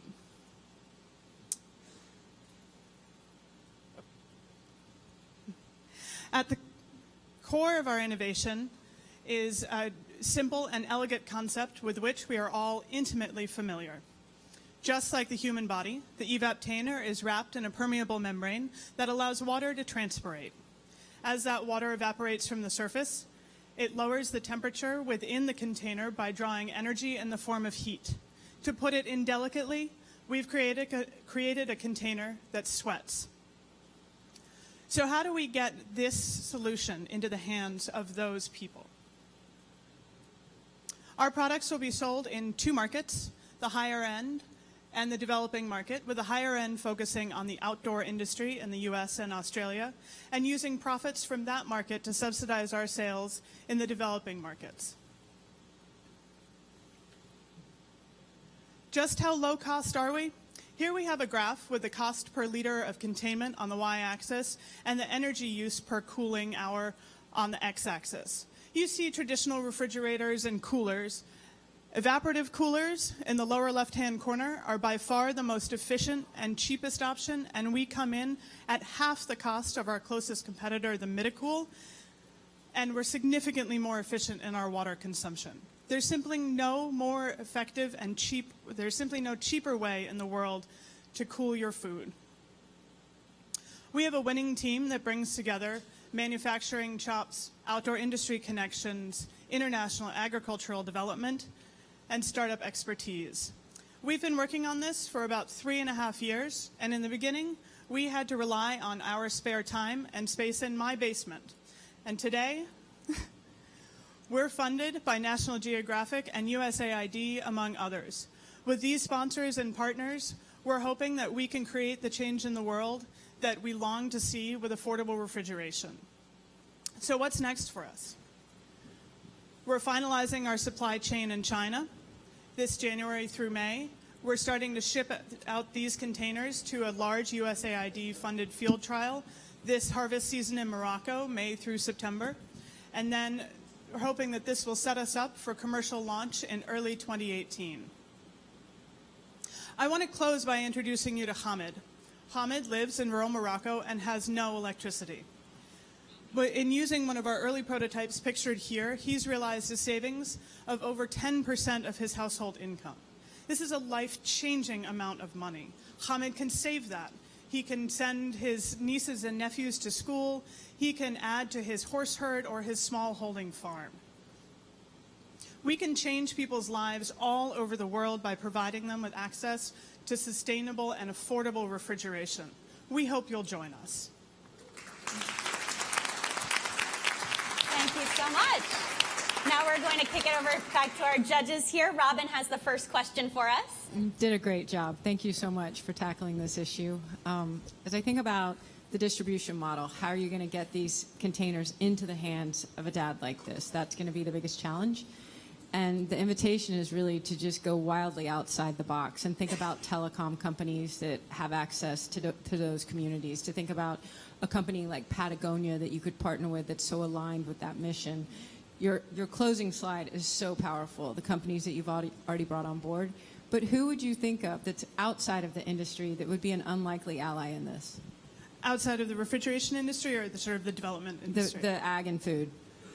So we're really hoping to partner with some of the larger development NGOs and also some of the UN agencies. We see tremendous growth for us and also need for this product, certainly in large refugee camps, say, and so we're reaching out to UNHCR to see if we can partner with them and try and get an evaptainer into every tent of a refugee, say, in Jordan. All right, let's open it up to the audience. We already have a question right here. It seems like you got a little bit of a kind of Tom's model, commercial, application that drives what you're doing in the third world. Can you talk about that piece? Certainly, yeah. I mean, Tom's is a model that comes up a lot in our conversations, and we look at their model, and for us, we see a little bit of a limitation there because we don't want to have, one model bought in a developed market and just give one in the developing market. We think it's important for people to invest in this item that will be in their household. So that's why we see sort of more of a subsidy model so that we have a higher end product that is being sold to outdoor enthusiasts in the US and in Australia, and then taking the larger margin from that profit and using that to subsidize so that we can almost eliminate our need for a margin in the developing market. All right, we have another hand in the back here, it looks like. The gentleman standing up there. Hi. Yeah. Two questions. One, temperature differential from outside air to inside the container, and also humidity. How do you deal with that in terms of keeping food fresh? Are you referring to the internal humidity within the container? Okay. So in terms of the temperature differential, we, in thermal testing in my basement, we've been able to realize a temperature differential of 30 degrees Fahrenheit. This is, dependent upon the relative humidity outside, but that we can find pretty consistently, and we found that has been able to extend the shelf life of produce anywhere from 100 to 200%. With regards to humidity within the container, the fabric that wraps around the container only on the outside is it that material that allows water to transpirate. So water only flows out from that sort of reservoir that encircles the device. The inside of that reservoir is non-permeable, so there's no water moving back into the cooler. Looks like we have another question down front here. Hi. How much water do you need to use this, and how often do you need to replace it? So the reservoir will hold about a liter. And we have been finding that depending on the external conditions, that will last anywhere from a day to 3 days. And the water that can be used to fill this, essentially what it runs on, it can be potable or non. All right, I think we have time for at least one more question. I see a hand back here. Oh, we already have a mic runner so efficient, already ready to go right here. Hi, wonderful presentation. Where are you in your IP development at this point? So we have a provisional patent on our membrane that wraps around the exterior of the unit. And so We have developed that, and we are currently working to finalize this design. And once we have this design finalized, we're going to move forward towards a patent. All right, I think we can do one more. The gentleman right there. Two quick questions. One, what is the life expectancy of the unit? And second, how much of the unit can be repurposed, refurbished when that life expectancy is met? That's a great question and something that we've been thinking a lot about. As I mentioned, we're finalizing our supply chain currently. And so once we have this design sort of all finalized, we know exactly which materials we're going to be using for it, then we're going to be able to start thinking more about the ability to repurpose, the ability to recycle. The durability, what we're really aiming for is a really durable product. When I first heard about this idea, my immediate thought was this needs to be bomb-proof. It needs to be able to fall off the top of a bus and land on a dirt road full of food and make it. So coupling that desire with a low price point for the developing market, we've met it sort of halfway. Our units can be flat packed, and they're made of currently a very solid foam that once they're flat packed, it's almost like a turtle. You know, when you drop the top on it, it becomes very durable, certainly for shipping. And what we're finding is most people are using these in their kitchens, so in their house. And so it doesn't go through a lot of wear and tear. The wear and tear that we'd see is sort of in the opening and the closing. And we believe that we can address that either, you know, if we're finding that people are having problems with that durability, it's a simple, easy part that we can replace for them. All right, thank you all for your questions, and thank you again to Eve Obtainers. I can take it, yeah. Do you need help with the...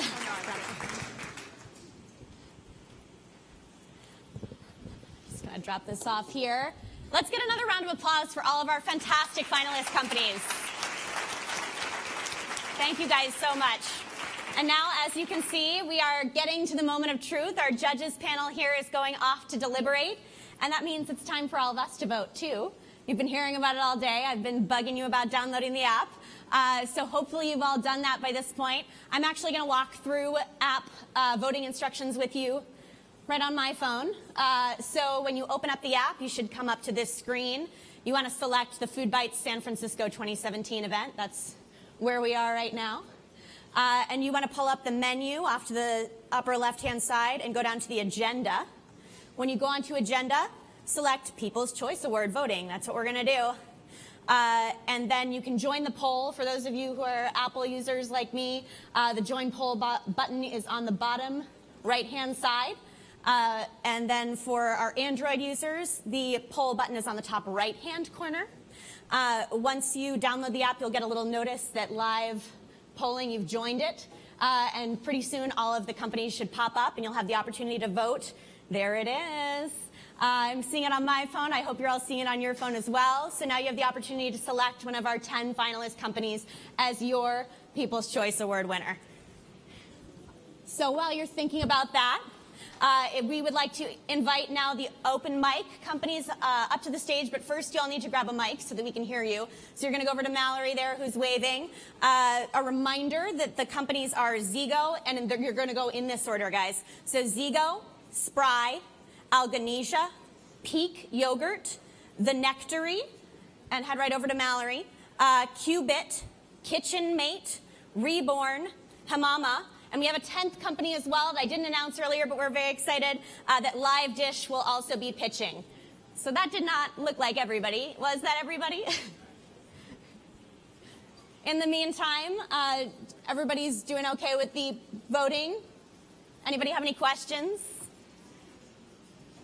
You're picking your companies? Everybody's excited? It looks like we are mic'd up and ready to go.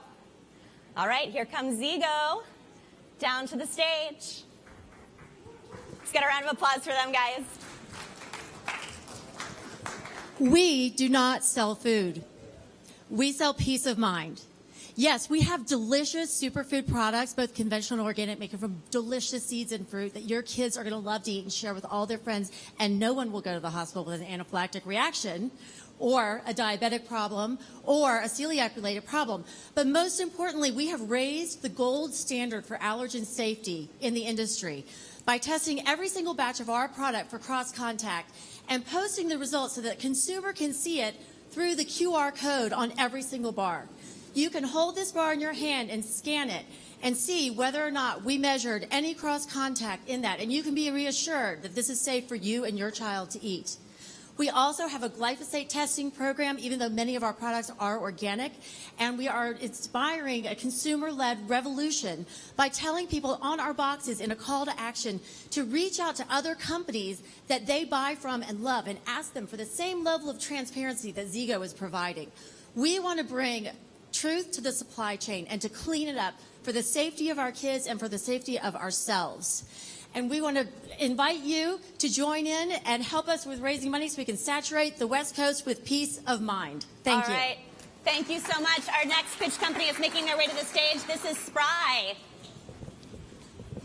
Hi everyone, my name's Dave McManus. I'm the founder of Spry. I'm going to start off and tell you something personal about me. I have irritable bowel syndrome. 11% of the US population has IBS, and it's super difficult to manage. Shopping and planning for your food, meal planning, is really hard to manage. So Spry is an online product that I'm working on at the moment in very early stage.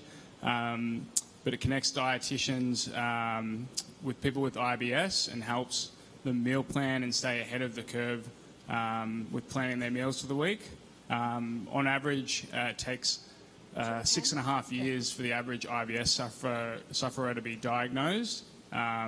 So really we're trying to help people stay ahead, be planned and prepared, and avoid feeling like shit. Thanks. Thank you so much, Spry. Up next is Algonesia.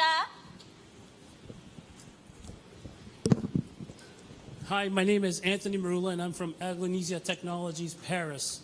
At Algonesia, we aim to create value through, excuse me, at Algonesia, we aim to create value through microalgae for functional food, food colorants, as well as health and wellness. We have proprietary photobioreactor as well as extraction process that can produce phycocyanin and spirulina at high purity levels and concentrations that are unparalleled worldwide.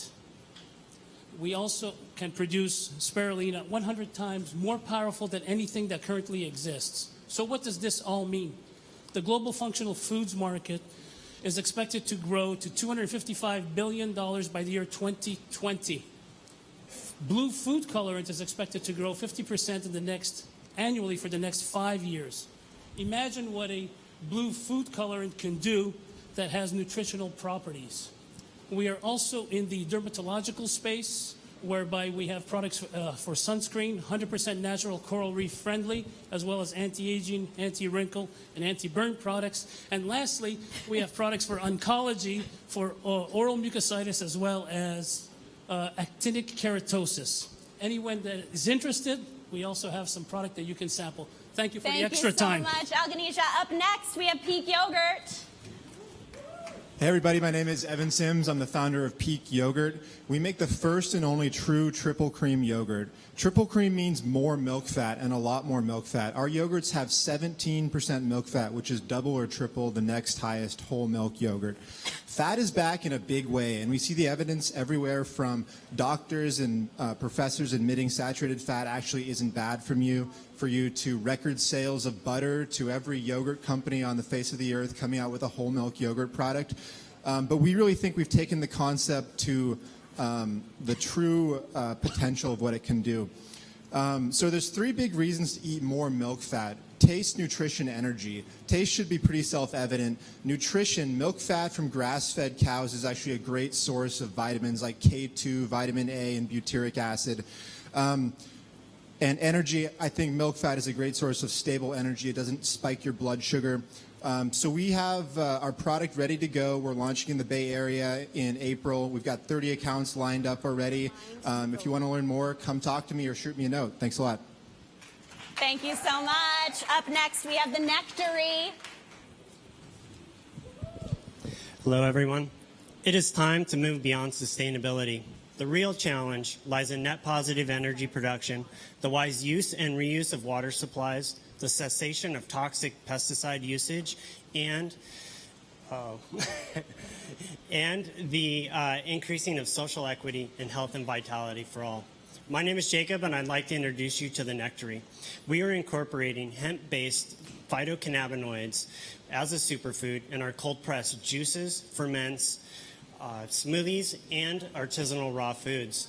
These beyond organic foods support healthy rituals for you and your family with antioxidant, anti-inflammatory, and neuroprotectant properties. Grown in our regenerative agriculture systems, these systems empower local communities to grow nutrient-dense foods that will heal ourselves and the planet. Thank you. Thank you to the Nectary. All right, next up we have Qubit. Hey everybody, my name is Harris. Thank you so much for sticking around. Qubit, we are on a mission to help food companies beat the 85% industry failure rate for new food products brought to market.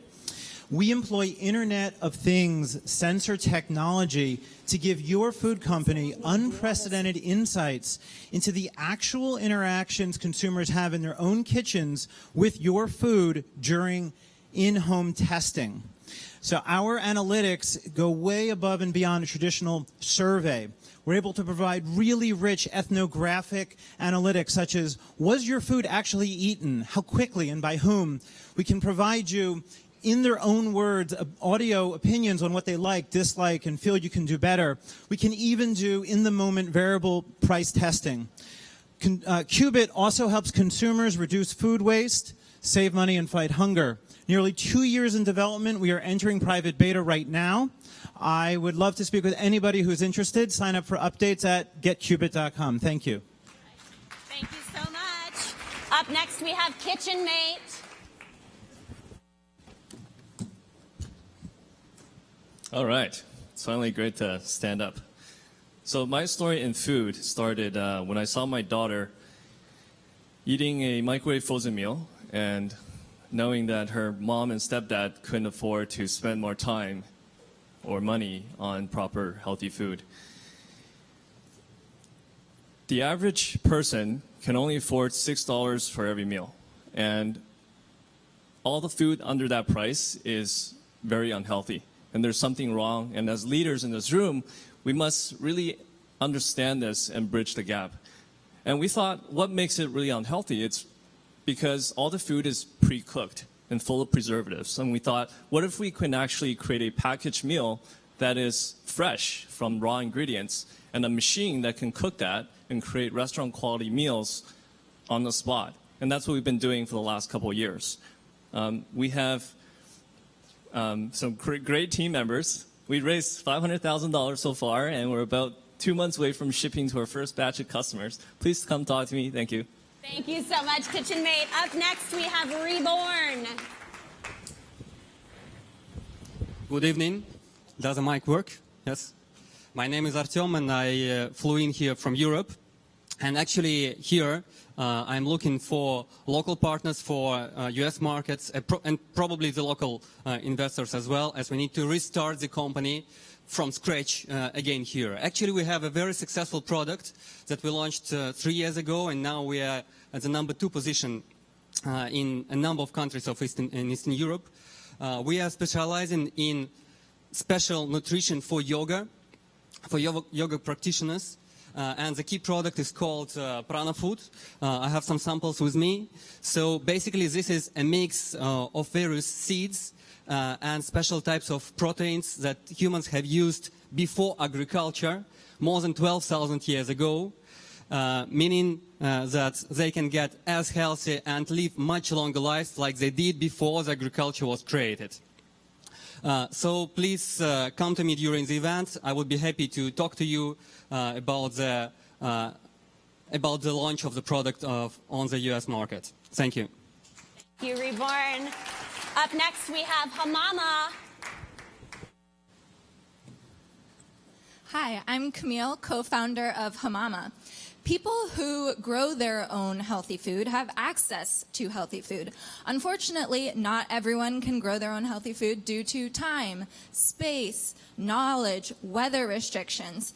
So Dan and I invented this. It's called a seed quilt. And this turns into superfood in 7 to 10 days, and all you do is add water once. Literally, you turn around a week later and you've grown microgreens.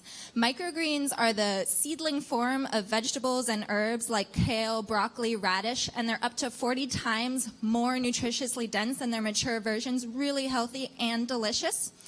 And our kit is $20. And it comes with one seed quilt for daikon radish and one for salad mix, and you can reuse it forever by getting seed quilt refill packs. And we sell on our website, hamama.cc, online at Amazon. We're in Kitchen Town and Molly Stone's, so please check us out, and we'd love to talk about new retail partnerships. Thank you. Thank you, Hamama. And last but not least, we have Live Dish. Hi, I'm Annette Mia Flores, one of the founders and chief marketing officer at Live Dish app. Live Dish app is a social media app for foodies that allows you to follow your friends, share your food adventures, and, post food porn. We like to say it's Instagram and Yelp had a baby, but with a restaurant user backend. So we have analytics for restaurants. It's a subscription-based service, and I'd love to talk to restaurateurs, foodies, and anyone who'd love to download it. It's free at the App Store and on Android, Live Dish app. Thank you. Thank you so much to all of our 60-second 10-pitch companies. We are just about to get into the awards announcement portion of the afternoon. As a friendly reminder, the 3 awards that we'll be handing out today are the Highly Commended Award. That will go to one of the 60-second pitch companies that you saw at the beginning of the day. The Judge's Choice Award, which will be awarded by our fantastic panel of judges here. And the People's Choice Award, which was selected by you, our wonderful audience.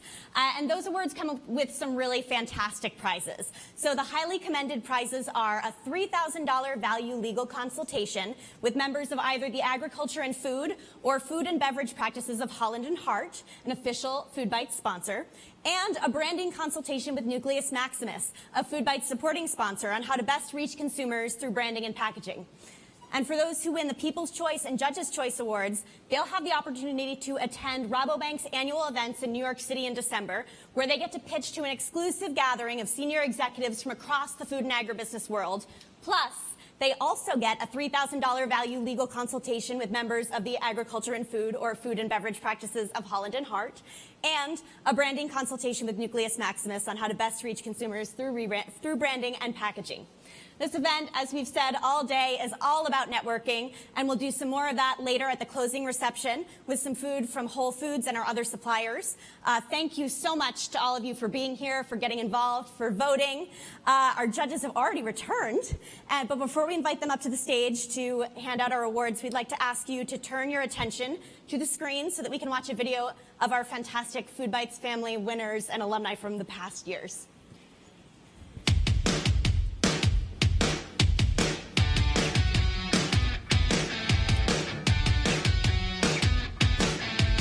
The companies that Rabobank put together, that found, are absolutely phenomenal. We almost walked out the door when we saw the companies that were pitching here.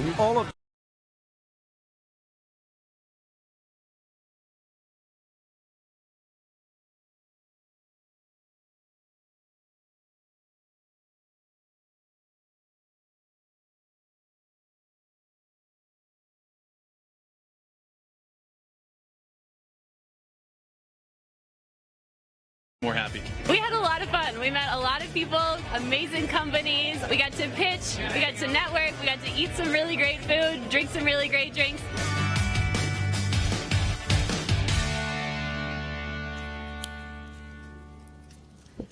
All right, thank you, everyone. It's that time. We'd like to welcome 3 of our judges up to the stage. Ellie, Scott, and Diana are going to be handing out our prizes, and Manuel will kick things off as team captain here.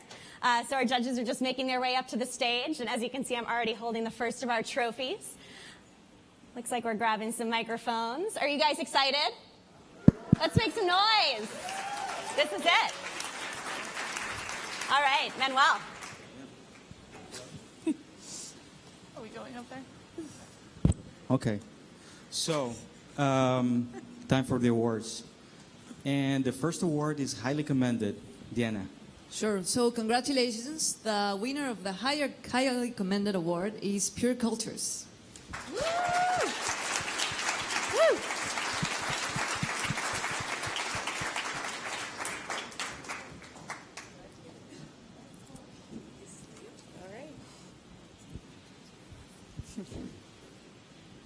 Can you make she says something?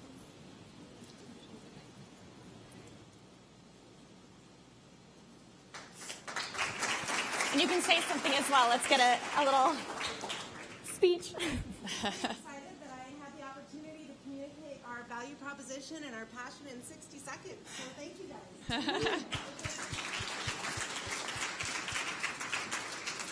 guys. Next award is the People's Choice, Ellie. All right, very excited to announce that the People's Choice, what you guys awarded, is Evaptainers. Congratulations.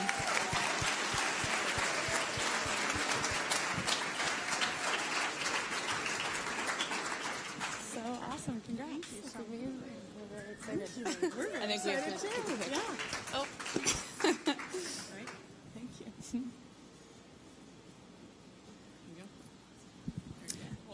Hi. I'd like to thank everybody who's here today, and particularly the incredible judges and mentors, and Rabobank and FoodBytes and Food Tech Connect, and our incredible team at Evaptainers. So thank you all.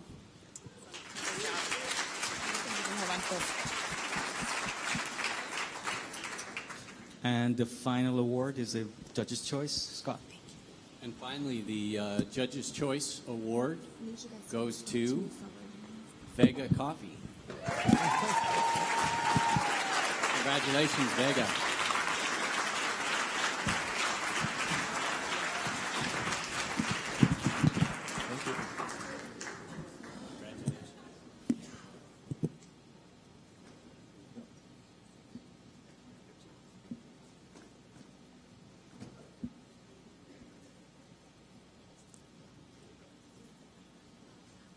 Well, I'd just like to echo what Evaptainer said, in that we want to thank the entire team here who put this tremendous event on, and the judges and the mentors. And we're just so grateful to have this opportunity. And I'd like to dedicate this to the coffee growers that we work with. So thank you.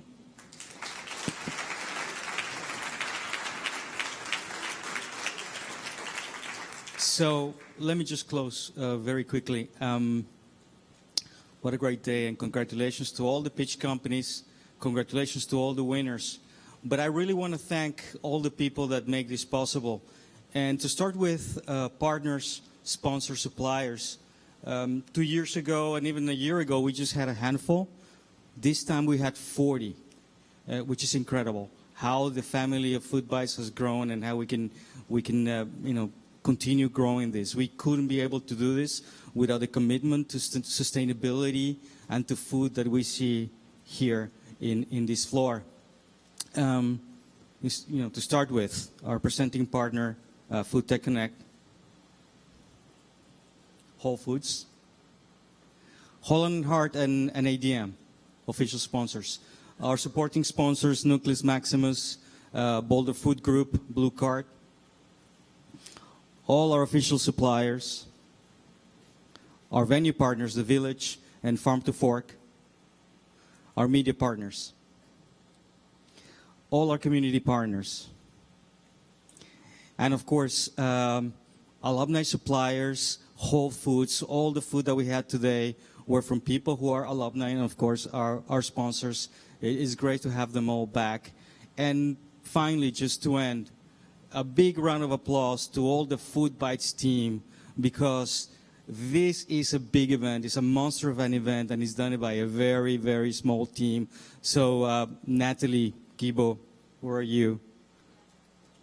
Yeah. Nina, Mallory, Emma, Eunice, James, Lucy. Am I forgetting somebody? Maybe not. And thank you so much. It's a great event. I had a great time. Thank you for coming. Thank you for being here with us. Thank you for coming to have drinks with friends. And I'll see you in New York. I'll see you in the Netherlands. Have fun. Thank you. Thank you, Manuel. One quick sign off from me. Thank you all again for being here. Congratulations to all of our companies that pitched today and to our winners. A reminder that we have a closing reception happening upstairs right now with more fantastic food, drinks, networking. We hope to see you at FoodBytes again in the Netherlands in May, in New York in June, in September. We'll be in Austin. For more information, check out foodbytesworld.com, and thank you all again for coming.